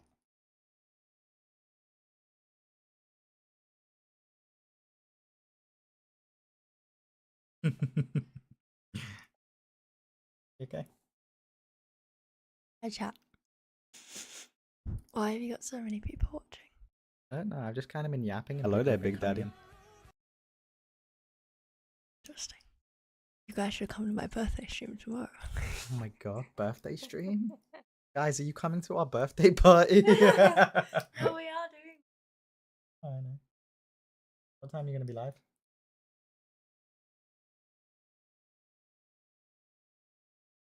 3?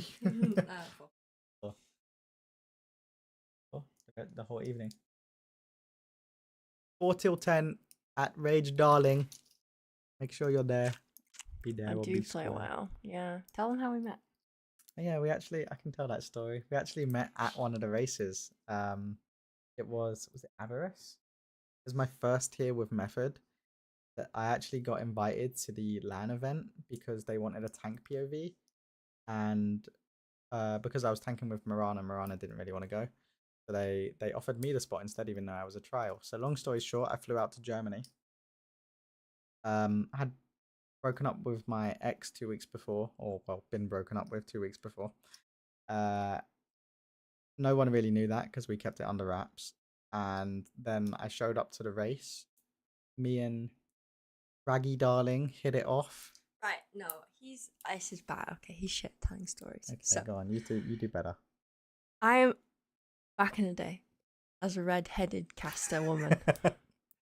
Casted for Method was my first tier, second tier, third tier. Anyway, I'm there. I'm casting. I'm doing my tings, all that jazz. Anyway, he rocks up at 1 o'clock in the morning with my fellow caster that I've not met before. So I wait. Dark man. I wait for him to turn up. Turns up. Then behind the Dark Mag's like 6'5", right? So he comes through the door first. He's a giant. And then in his shadow is this 5'4" little boy. I was a chubby ass fluffy haired gamer boy. And yeah, he's British, and we don't have that many British raiders. So it's like, oh, that's cool. Anyway, we walk back to the hotel. He doesn't say a word to me because he's really nervous. Doesn't say a word to me. Doesn't bother talking to me. Whatever. Just hanging out with the boys. We get back to the hotel room or the hotel lobby, and it's like 3 in the morning. We're deliriously tired, and then we start finding things funny. So me, him, and his other raider, we end up pissing ourselves, laughing. I don't even know. Couldn't find my room, could I? Yeah, and I was like, oh, room, okay, and we were just bye. cackling at you. Yeah. Next day, we what happened the next day. Oh, the next day, so I'm like, I kind of fancy him, right? But I know he's got a girlfriend, so he's off limits. Going. Oh yeah. And then our other caster friend is like, I'm going to go and tell your insert ex-girlfriend's name that you're being naughty. And he pulls him aside and he's like, hey, we're actually broke up. And the castle guy's like, oh no, oh my, broke oh up? Oh, god, no. no. It's like you And made I'm this like, big thing about it. what's going on? He's like, oh, I can't say. I'm like, just tell me. Oh, well, Nate and his girlfriend have broke up. And I'm like, oh, wow, what a shame. Anyway, we ended up getting together. Yippee. We met up basically after the race. We met up basically immediately in London. You were there for like some brand What work. a shame. What a shame. Exactly. But we weren't allowed to be casters and readers weren't allowed to mix casters That's and like talent. illegal. Yeah. But we did anyway. I don't think your mic. I don't want to keep leaning forward. But we met, we hung out anyway, and then we got told that I pissed him off and he pissed me off, and it was a third party that told us that. So we ignored each other. Basically, we got told to stay away from each other. The other person didn't approve. Well, turns out it was bullshit. We bumped into each other on the stairwell, and it was like a Hallmark movie moment, right? I'm like, oh. I'm like, oh, sorry, and he's like, oh, sorry, and I'm like, oh, by the way, I'm really sorry, and he's like, what for? I'm like, oh, because I've annoyed you, and you were like, no, what are you on about? I thought I annoyed you. I thought I annoyed you. I was like, no, and then we found out that they were trying to separate us, Romeo and Juliet, and then Fragnance called you Romeo. Yeah, he did. Forbidden love. Forbidden love. And then we left the raid. You thought you were getting sacked. I thought I was getting sacked. Yeah, remember that? Kind of cleanse that from it. Yeah, we both thought we were losing our jobs. We got together. Rest is history. And we moved in together. Couldn't be bothered driving to London anymore. Yeah, we spent like the first year of our relationship traveling back and forth from London to Wales, and then was like, let's bob off the 5-hour journeys and just live together. Now we live in Manchester. Yippee! Actually, I bought this house because it was really close to the company I was working with at the time, and I'd been working with them for 4 years. I work in studio, so I film shit with them. Anyway, 3 months after I bought this house, they sacked me. Yeah, made you redundant. They made me redundant. Yeah. So now we have no friends and no family and no work here. So why are we here? I really don't know. Yeah, we do have friends now. Moved to Manchester. Oof, my condolences. Mm. Yeah. It's just the worst London, isn't it? No, it's better. It's cheaper. It's definitely cheaper. You're wearing my socks! They were in my drawer. Nathan! Let go, they're fluffy. Nathan! Yes, darling. Take them off right now. No. Take them off right They now. were in my drawer. They shouldn't have been. I didn't put them there. Jessica. You never explained why you're all dirty, by the way. Okay.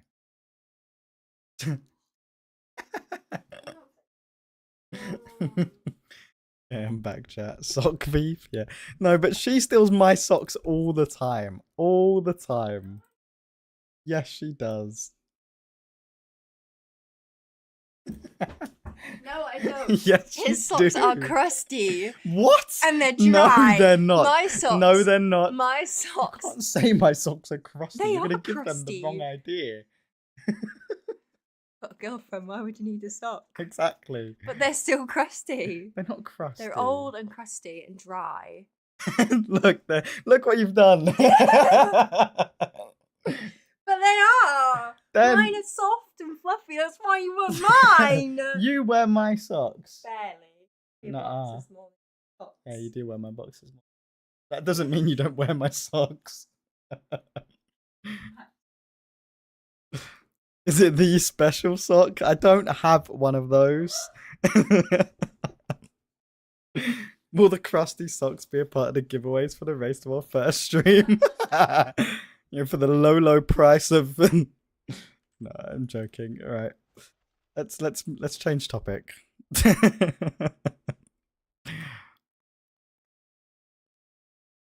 Oh, what were we talking about before that story? Oh, Nate, can you remind Rage Darling that we have an officer call tonight at 7? He gave me a thumbs up. There you go, Sap. She forgot. For the low price of your dignity. Yep, pretty much. Time to get new socks, Nate. I don't have crusty socks. What kind of description is that, by the way? How's it going? How is the gold going, Nate? I'm getting poor. I'm pretty sure I still have the 600k you gave me and I haven't spent any of it. Sure. Chat, she wants to show you her collection.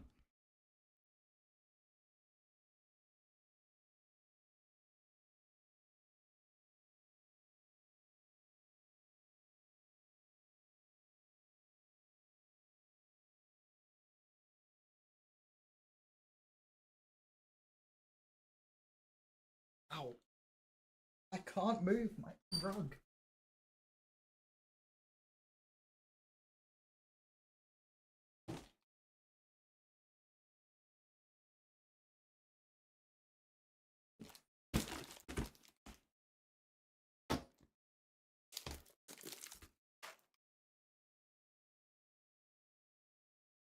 Are you pulling it all out? No, I'm gonna show. I'm gonna show.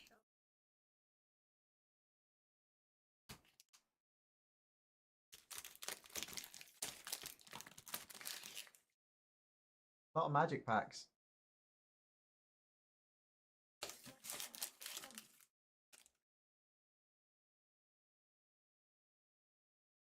You're leaving that there.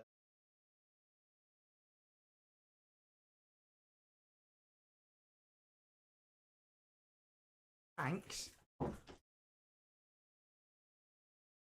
Open is the opening stream. Does she even have red flags? No, she's a good egg. She's my codependent egg.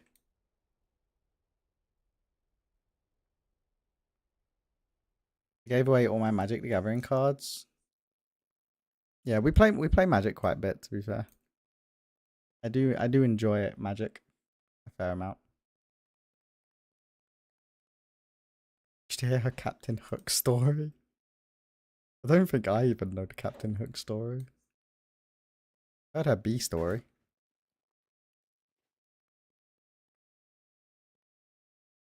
Should ask. I'll ask later.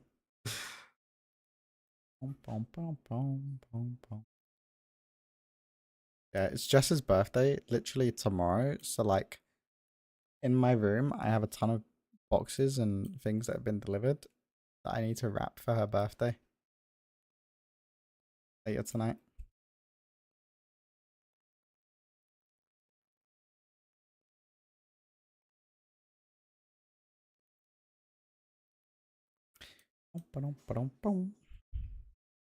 Okay, let's actually do some WeakAura stuff now. For considering, I'm not sure what to do about my Rushing Jade Wind. I could have one bar for when I have Rushing Jade Wind talented and another for when I don't. And that might be what I do.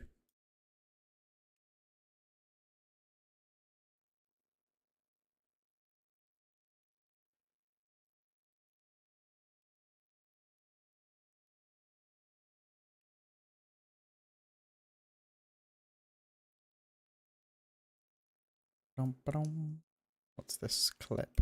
Let's see.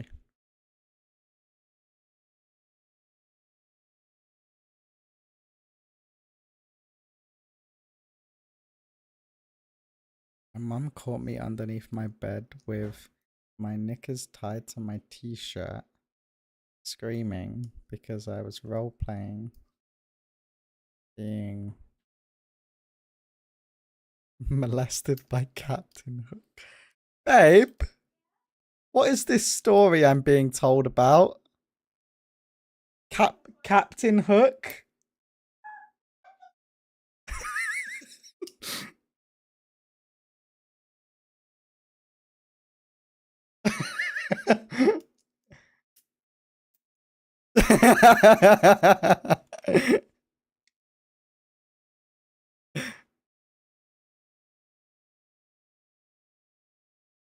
What is... She was 5 years old. Interesting. Okay. Fair enough. Why was it clipped? Got him. Well then. Well then. The internet never forgets. Really doesn't, does it?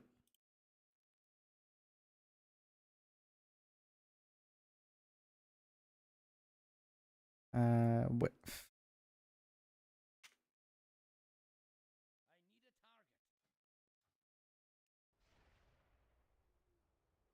Why is it not loaded?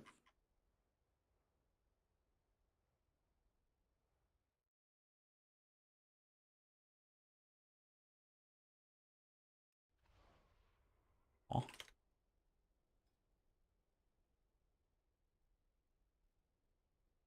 Oh, is it broken we are? Same for your crusty socks. If that's been clipped, it's getting deleted. I will delete it. I think people will share. Will just share willingly. You get too comfortable and forget you're talking to the internet and not a small group of friends. I'm gonna crease myself when Nate walks in tomorrow to surprise Rage dressed as Captain Hook. Oh God.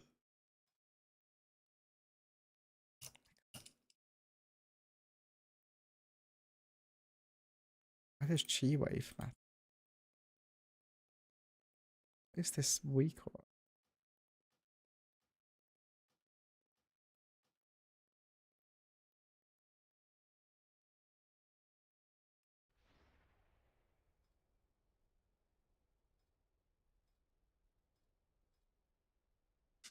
Why is my Russian Jadewind bar not working?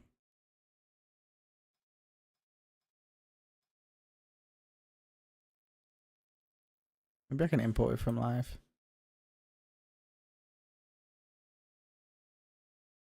I'm not sure why it's not working. You gotta get ready for Yu-Gi-Oh night soon. Ooh, enjoy, enjoy. I don't think I've ever actually played Yu-Gi-Oh. I remember I used to collect the cards as a kid, but I never actually played the game.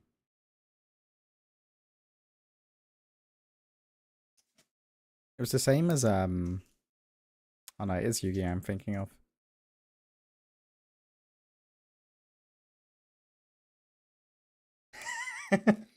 Yeah. She comes in and goes, just saying, you would make a very good Captain Hook.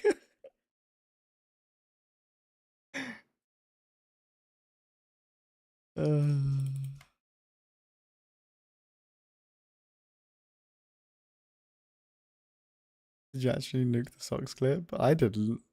I'm going to though if it appears.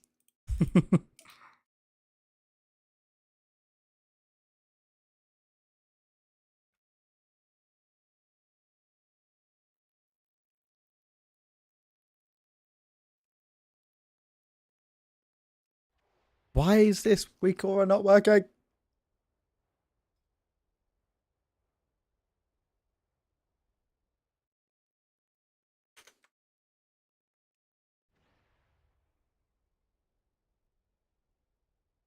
One 116 847. Oh, because it's set to load never. Oh my god.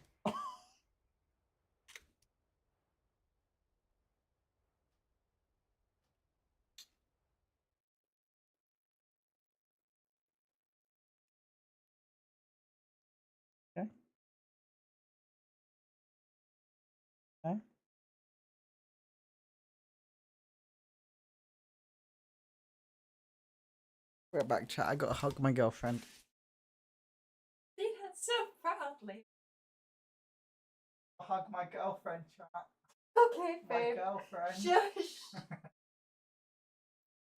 Sound like a loser.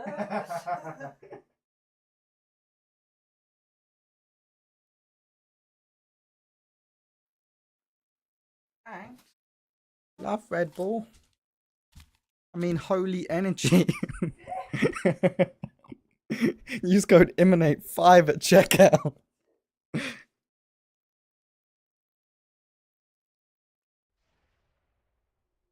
actually don't know if I still have my holy code. I think I do.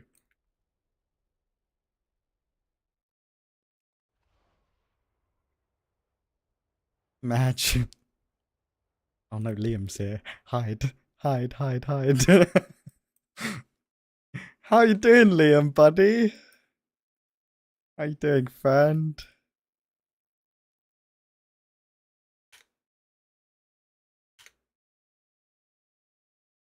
Don't check your Discord. Don't check my Discord. That makes me want to check my Discord.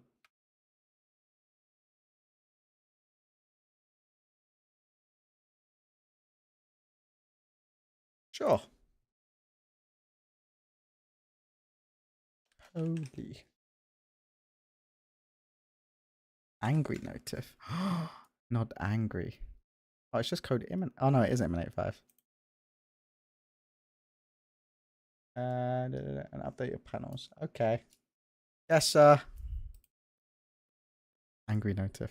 It's always sad when you get an angry notif from Liam. It's like dad's disappointed.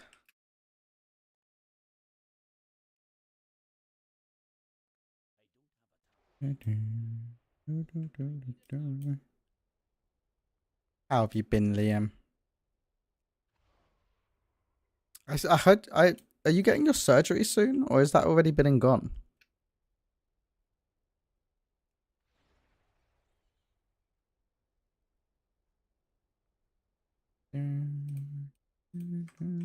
Okay, we need to move our elixir of determination week. Or I had it 2 weeks ago. I'm sore. Oof. Are you happy with how it went? But working because Blizzard decided to put a race off first in August. Yep. Yep. Love Blizzard.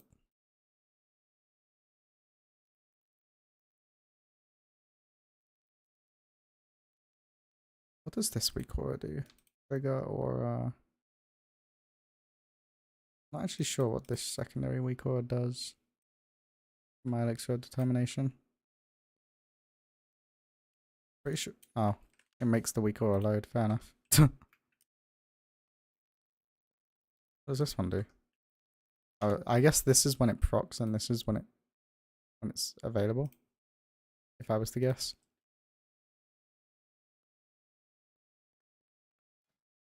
What race am I? I'm a dwarf, so my my stone form's over there for some reason. Oh, because I never moved the racials. Never moved them. I only moved Shadow Meld. What's the display position? 0, 0. Oh, I just have to move them all to 0, 0, I guess.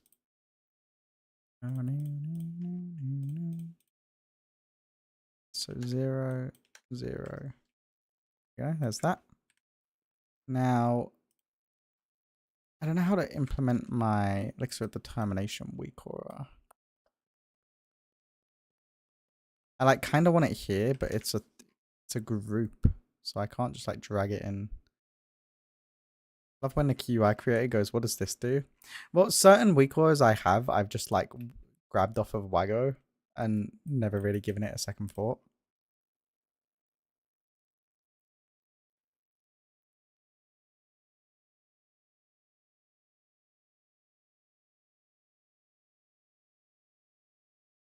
The 1 pixel to the left of the health bar is triggering my ADHD. Oh, yeah, that needs to be fixed. You right.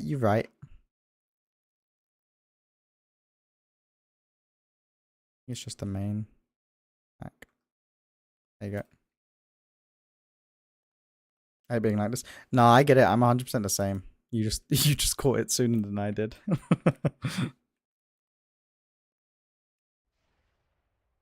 There is the problem for me though, where I don't have a 1440p monitor, so some things don't translate perfectly to 1440p scale. So like I make my UI in 1080p.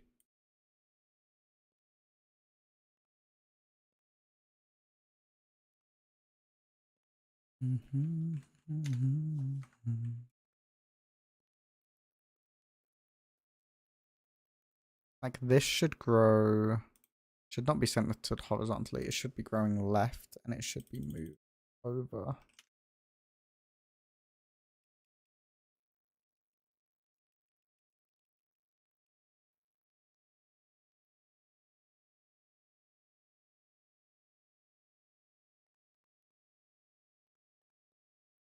Aha, stream elements doing God's work there, Alton. When I feel like it's easier to make things look better in 1080p, having more trouble with that with 1440. The problem is just scaling problems. Like I'd love to get for like that's probably one of the first things on my list is getting a 1440p monitor just so I can like actually make my UI for both and it be perfect. Yeah. Is your UI available for all tanks season 3? Yep. Every tank spec. It's just no like I don't cover healer specs or DPS specs, only tank specs. So is this 3428? Da, da, da. 428. I really need to let me just do that. I can do that. There we go. Okay, so that's fine. I do wanna where's my celestial brew core? Is it because I oh it's because I imported my UI over from retail, so it got rid of a certain cores that I had made. So like this should be celestial infusion.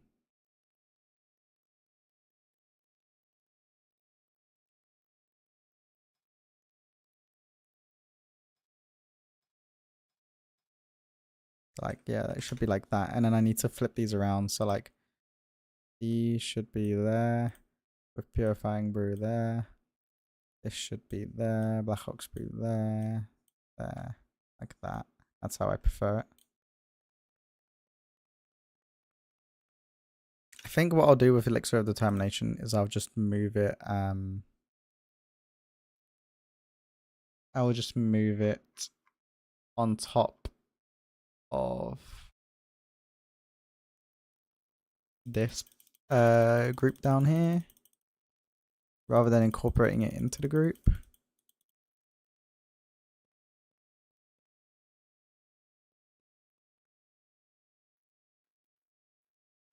I almost want to disable the glow just so I can see. Glow. If it's disabled by default, so it's one of the triggers that is just making it glow. I'm pretty sure that should be 1 pixel that way. Yeah, that's better. And then I want to squish it down, so I'll go to display, go 34 and then 28 height. And I'll squish it down a little bit.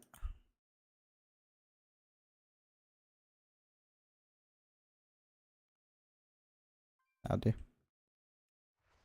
So now if I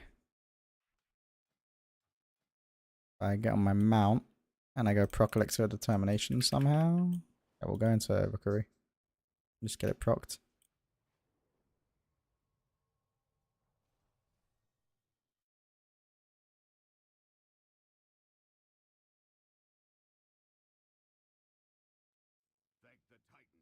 Alright, so proc elixir determination.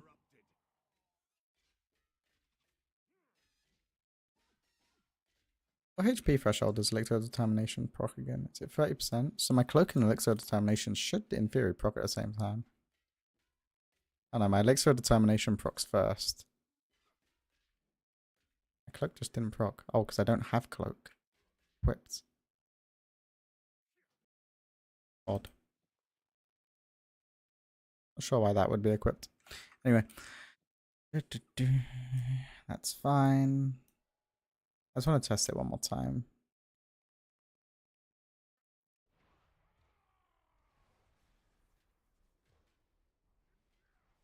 And let's just see. Dropping low, dropping low. It procs. And then it's gone. That looks good. Okay. I'm happy with that. So let's get out of here. Now I need to change the position of the aura bar and the size and sides of the icons as well. So I'll go to the aura bar. Display. Make it 34, 28. And then I want to go down to my Demon Hunter pack. Make sure it's the same position. Relative. So display will be in group. So minus 58 pretty much. I go here and I go minus 58. So now if I press none of my abilities are bound in their correct spots. So if I press dampen, it shows up there.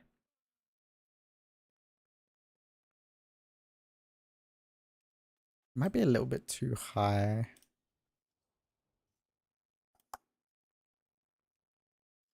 Might be.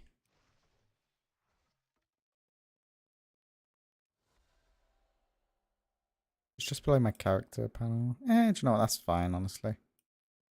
I don't hate it. I might make it a little bit lower.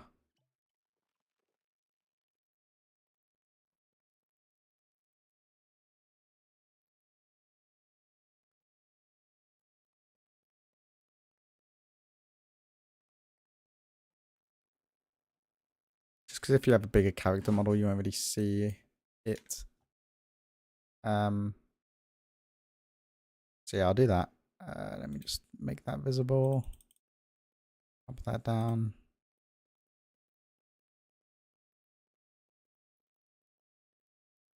Minus 75, we'll do it there. And now if I press Celestial Infusion. Oh, I forgot to make the aura for my Celestial Infusion. Oops. Infusion. Aura. Trigger. Celestial Infusion. Enter the custom code here.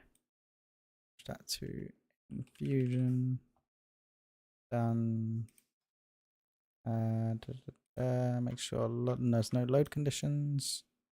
If I hit Blackhawk Sprue, bang, there we go. It's better. Okay. I think I like that. Is there anything else I need to change for Brew specifically? I don't think so. I think I might change my Touch of Death Week aura back to my old one.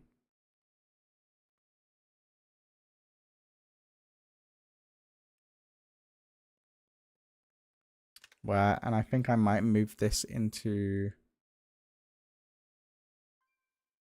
here.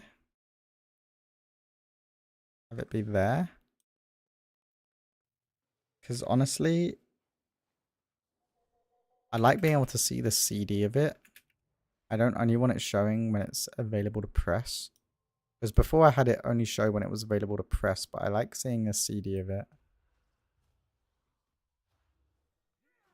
Like if I go here, I target that.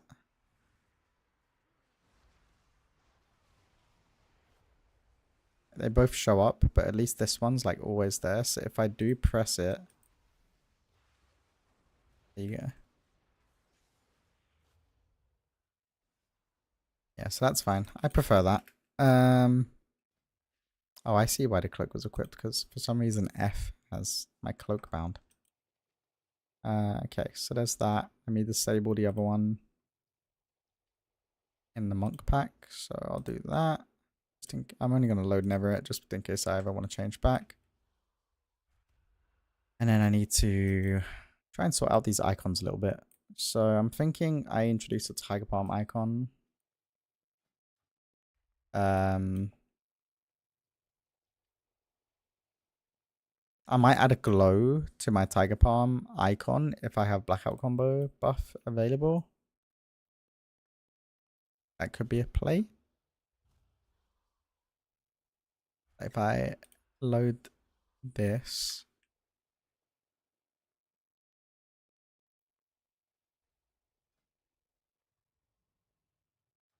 Yeah, I'm going to fix the font for everything. It should all be expressway. But that's usually the last thing I do. I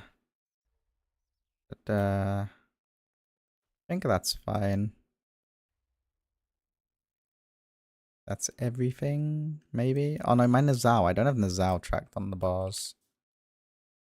That needs to come in now. Come here, buddy.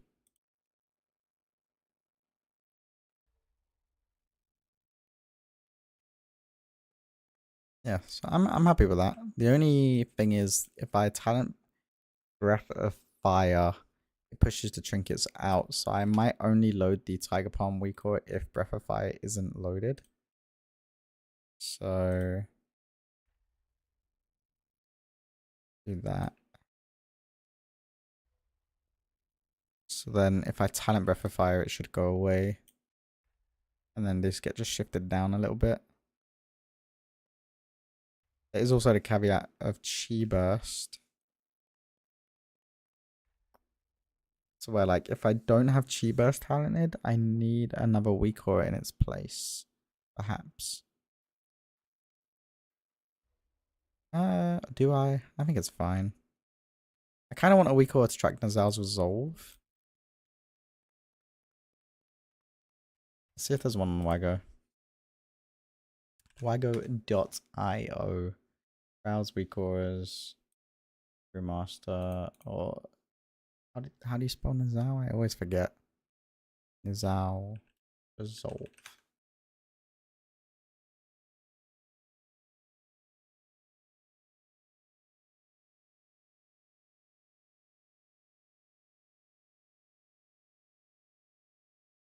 I don't think there is one just yet. I could probably ask Permok to make me one. As for there's one thing I need to do. So there's my monk extras here, which is my Master of Harmony tracker, Flurry Strike tracker, and Elusive Brawler tracker. So I think if I add them here, it's gonna get way too bloated because I also have externals here. So I think what I might do is put it up here. So I'll do like change the display 3428. And I'll put it next to my Elixir of Determination. I'll make the group grow right. And then just put it like here.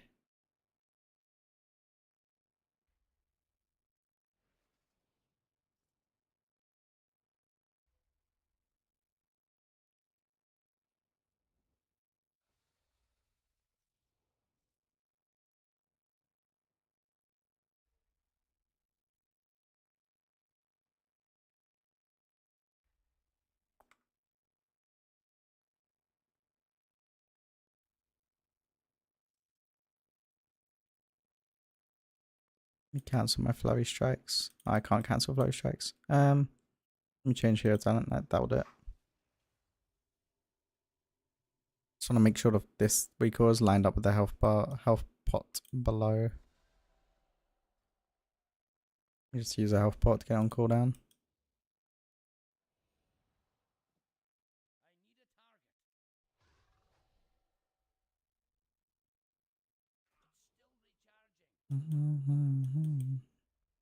I think it's a little over to the left.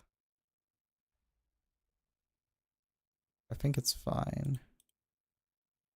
In theory, these should line up.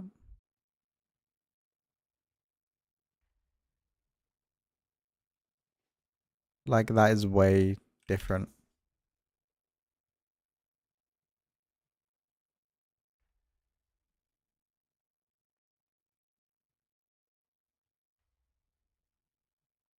Do that.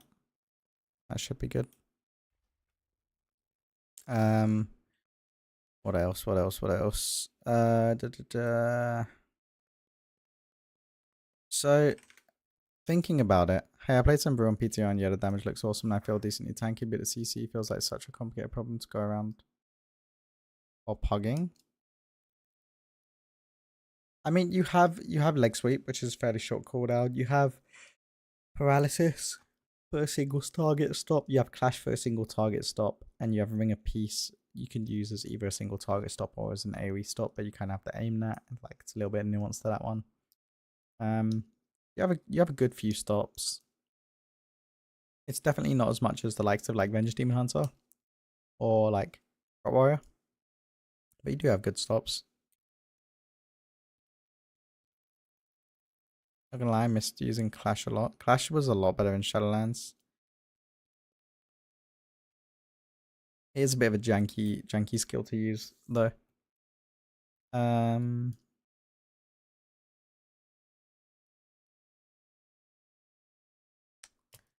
So I don't have much, at least on Brewmaster, I don't have much space here because of the sheer amount of defensives that I have on this top bar. So my only concern is that, like, if I go to my essentials and I go to this, like, let's say I use Tome. Let's say I use Tome. That's already another one. So, like, there's literally only room for one more icon. And, like, let's say my Cloak procs, that icon's already taken up. I get an external, that icon's taken up. Or if I proc cheat death, that icon is taken up. So I need room for at least 2 icons. And then I think I move externals into my aura bars. I don't think I can have them in this. And then I think I need to move my Bloodlust, like this tracker. I think I need to move it outside of this pack on its own, essentially.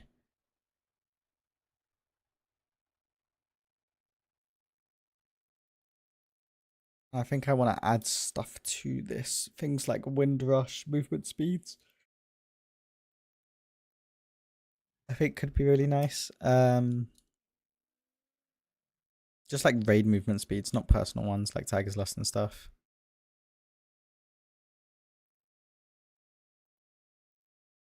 So like I have space for trinkets and I have space for cloak. But like let's say on Brewmaster I'm using Tome and Aya.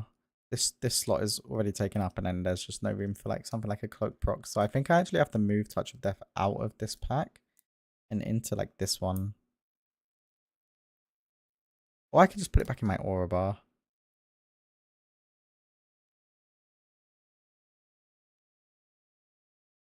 I think I will just put it into my extras though.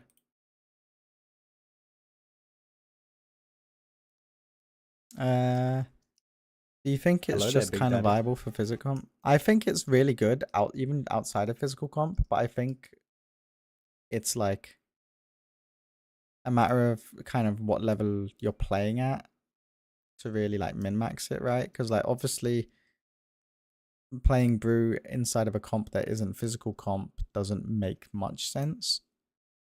But if you're not doing the highest level of keys, it doesn't matter. You know? Hey, Mr. Krusty Socks. That's not becoming a thing.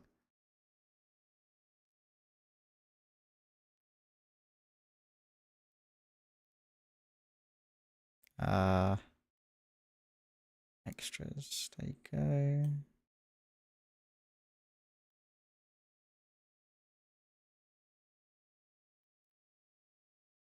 Too late. God's sake. Forget Captain Hook, man. Introduce Captain Krusty. Oh, that's so fucking vile, man.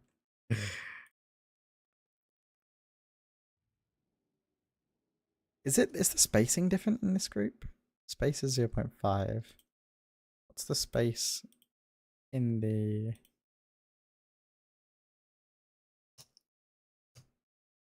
this group? Spacing is 2.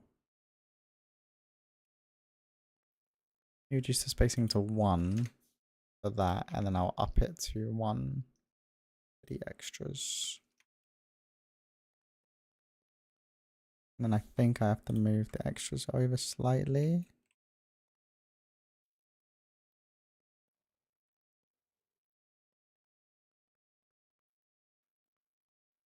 I think Elixir of Determination goes that way. It's 1. I think that's good.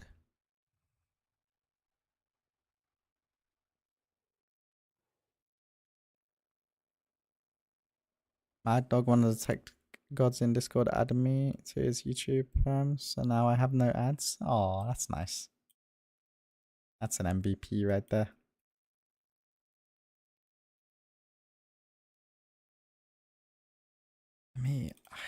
I feel like it should be there. Like I prefer that. Okay, so that's that problem solved. Now I need to make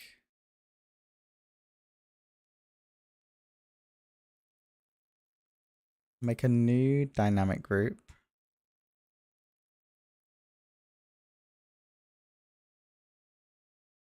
Hello. Let me make a new group.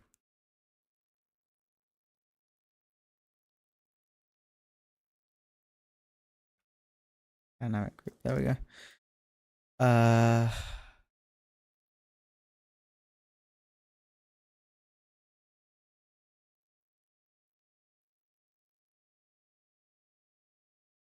Move it down. And then I want to move this.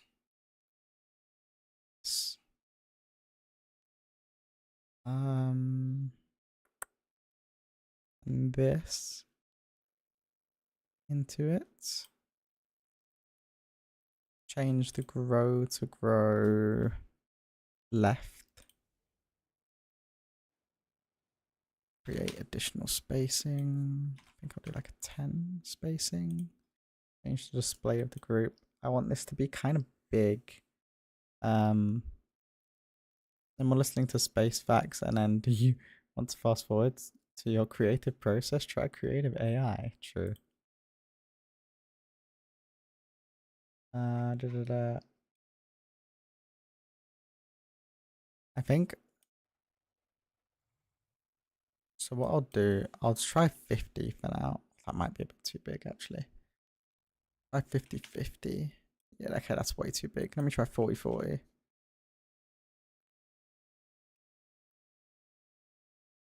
I don't want to squish it down a little bit. 35. So, like, I want it to be.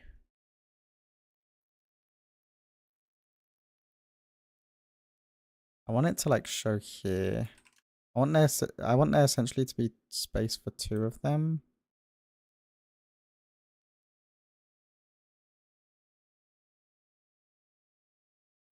Maybe I should have it grow right. No, grow left makes more sense. Grow left makes more sense.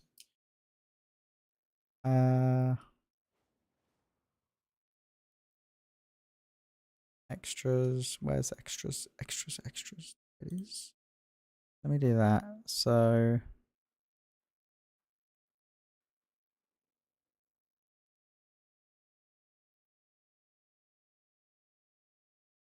I think that's fine. I can go like 45 maybe. What's the icons like for these? It's 3428, so that's a what, 6 pixel difference? I should maintain the 6 pixel difference for this as well. So if I go 35, it should be 41. Is it your first time doing raceable first one now? One, I won't be tanking this tier. So it won't be my first race tanking with now. Two, it will be my first time being in a guild with now.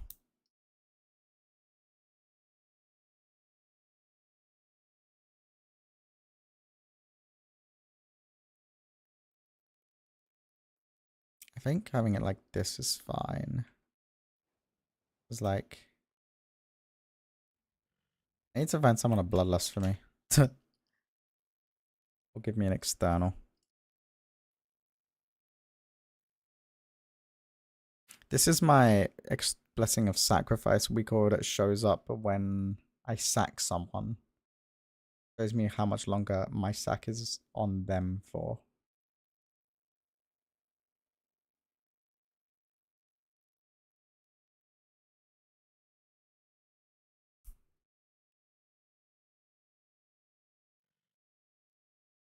Square full white. Why does the border look so much thicker on this?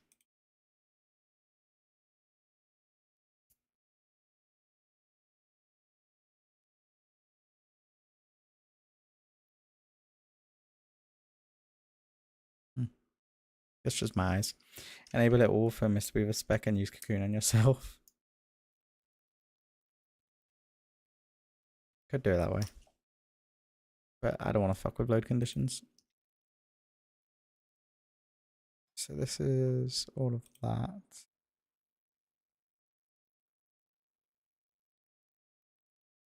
I kind of want to remove externals from this. Do I? Do I want externals in this or do I want them on my main aura bar? Each spec. Because at the moment I have them in my aura bar. I kind of like them being in my aura bar. So I think I'm going to keep it as is. Although it does drastically increase the amount of auras that I have because I have to have them loaded for in each aura bar for every spec. Oh, but it's fine. It's how I've been doing it this whole time. Yeah, let me just make sure that there's nothing in here that could be nice. Yeah, I'll just hit load never on that. So then this is just raid. This is just raid cooldowns. So I want to add buttons to that. So raid cooldowns. So let me actually go raid movement. So wind rush, stampeding roar, and time spiral I want to add to it. Wind rush totem.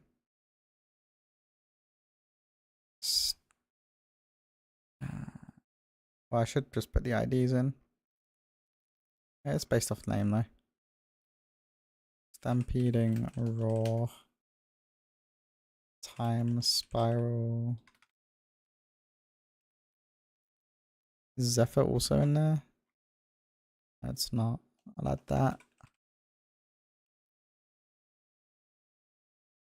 I'll just get rid of that. Can't be asked. I think that's fine.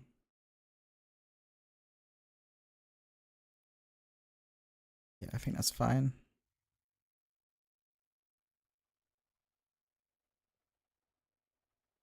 Just gonna go a bit crazy. Too many things get used. But like I can keep things like AMZ, darkness in there. I've got all bloodlusts, and I've got raid CDs.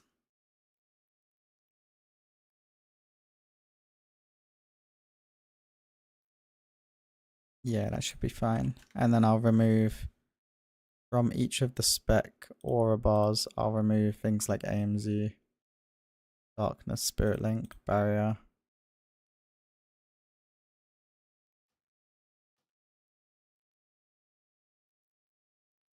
And that'll do. Why is life cocoon there 3 times?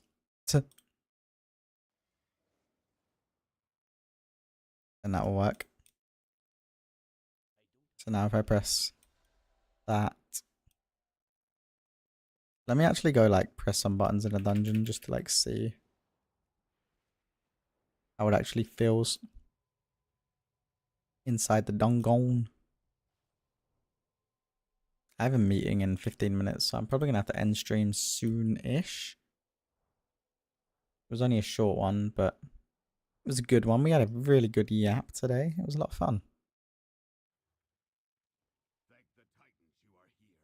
Okay, let me go down here.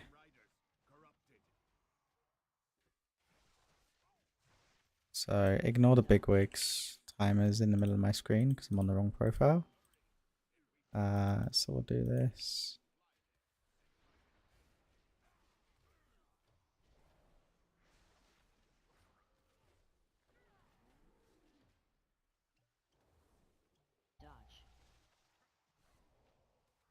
Yeah, that seems fine. I like that. Okay.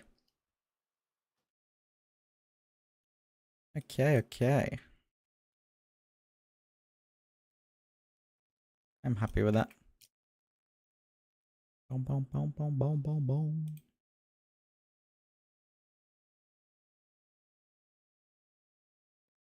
Alright. I think that's everything for brew. Just trying to think if there's any like new talents or anything. Nazal's Resolve. I don't have a week order for that. But do I care for making one? Probably not right now.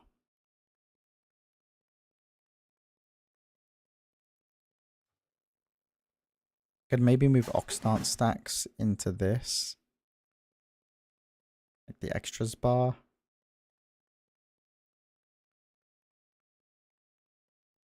Rather than Aura bar. Nah, I'll keep it where it is. Okay, yeah, I'm fine with Brewmaster being like this. I'm happy with that. Oh, I do have one week order that's actually missing.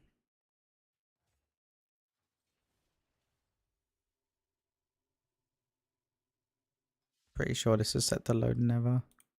And it actually does load. That's nice. Okay.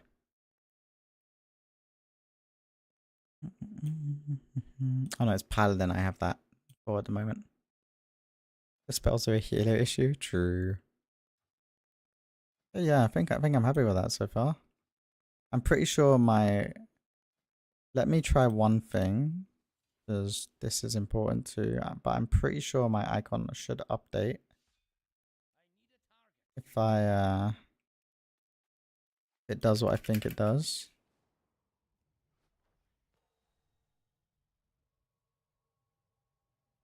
So like, if I come over here and I press Nazal, icon updates but it desaturates. Okay, I need to fix that. Is there a BIS list available already somewhere? What, for a Brewmaster or just in general? Let me fix that weakcore and then we'll call it in general. I'm not sure if the Wildhead guides have been updated already or the method guides. But once the guides are updated, there'll be BIS lists pushed. Like in general for tanks, if you care about tanks, your BIS trinket is Brand of Ceaseless Ire, and then Tome. Those are your two like single target slam trinkets. Brand is like just the best tank trinket you can have in the game. Does the most damage, just got a decent defensive effect. You definitely want Brand on every single tank in all content. Tome you'll use on single target encounters alongside Brand. And then for Mythic Plus, you can use either Pacemaker or Slayers. Do not use Codex, it's a bait. Nizal, there it is. So, conditions. If on cooldown, true desaturate.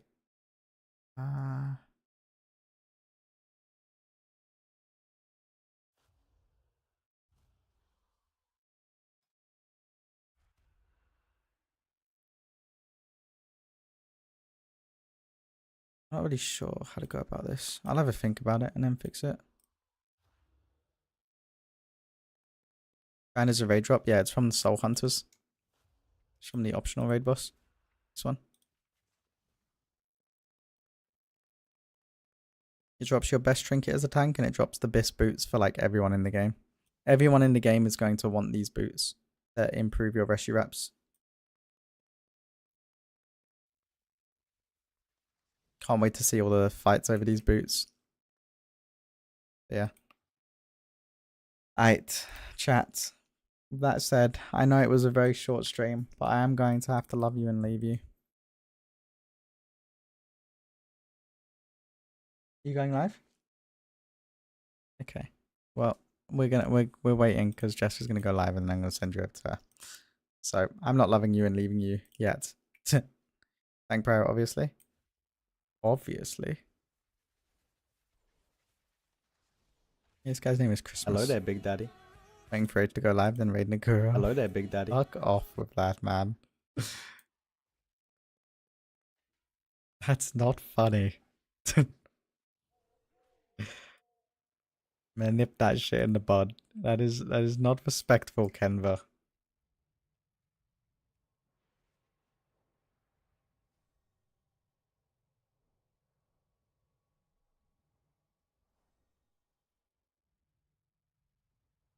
Yeah, I'm pretty happy with how my week cores are turning out. I just need to get the other classes done, and then I need to add all the plater colors, and then I'm done with my UI for season 3, and then I can post it to the Discord, and all of you lovely subscribers can enjoy it. So remember, you have to be subbed to me on either Patreon or Twitch to actually gain access to the UI and enjoy it. And not only do you gain access to UI, but you gain access to the ability to annoy me about the UI. No, I'm joking. What resolution is it scaled to? It's scaled to 1080p, but you can adjust it. I could actually make the UI. What I think I might do actually is I'll make the UI, upload it to Discord, and then I will borrow like my girlfriend's PC for a 1440p monitor and then make the adjustments there for 1440p. So then it will be available for both.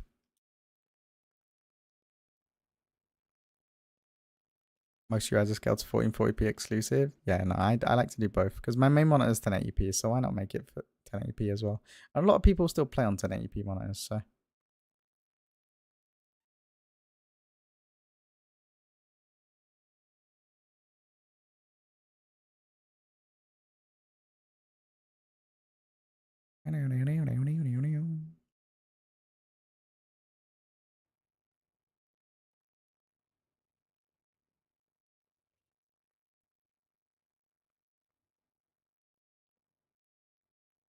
Okay, no shot. That's your raid message, man. The reason I asked that is because I play on 1080p too. Nice. I think refresh rate matters more than resolution scale in the majority of cases. I do think 1440p is much nicer to play WoW on though.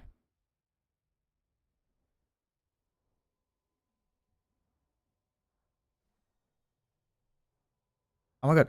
You know what? I actually implemented and I kind of like did it in secret and never really bothered mentioning it ever to anyone that watches my stream.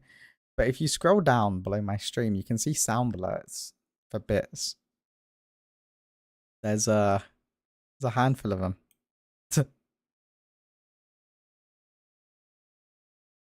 And I implemented that like 2 months ago and never said a word. Yeah. Alright, let me go check Jess real quick, see if she's ready to be hosted.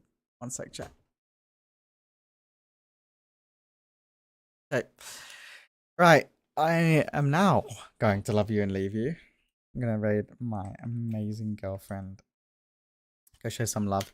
As always, if you're not in my Discord, make sure you join that. You get notifications when I go live and post YouTube videos and all that good stuff. Speaking of YouTube, make sure you go check that out. You can see all my socials below on the banners, etc., etc.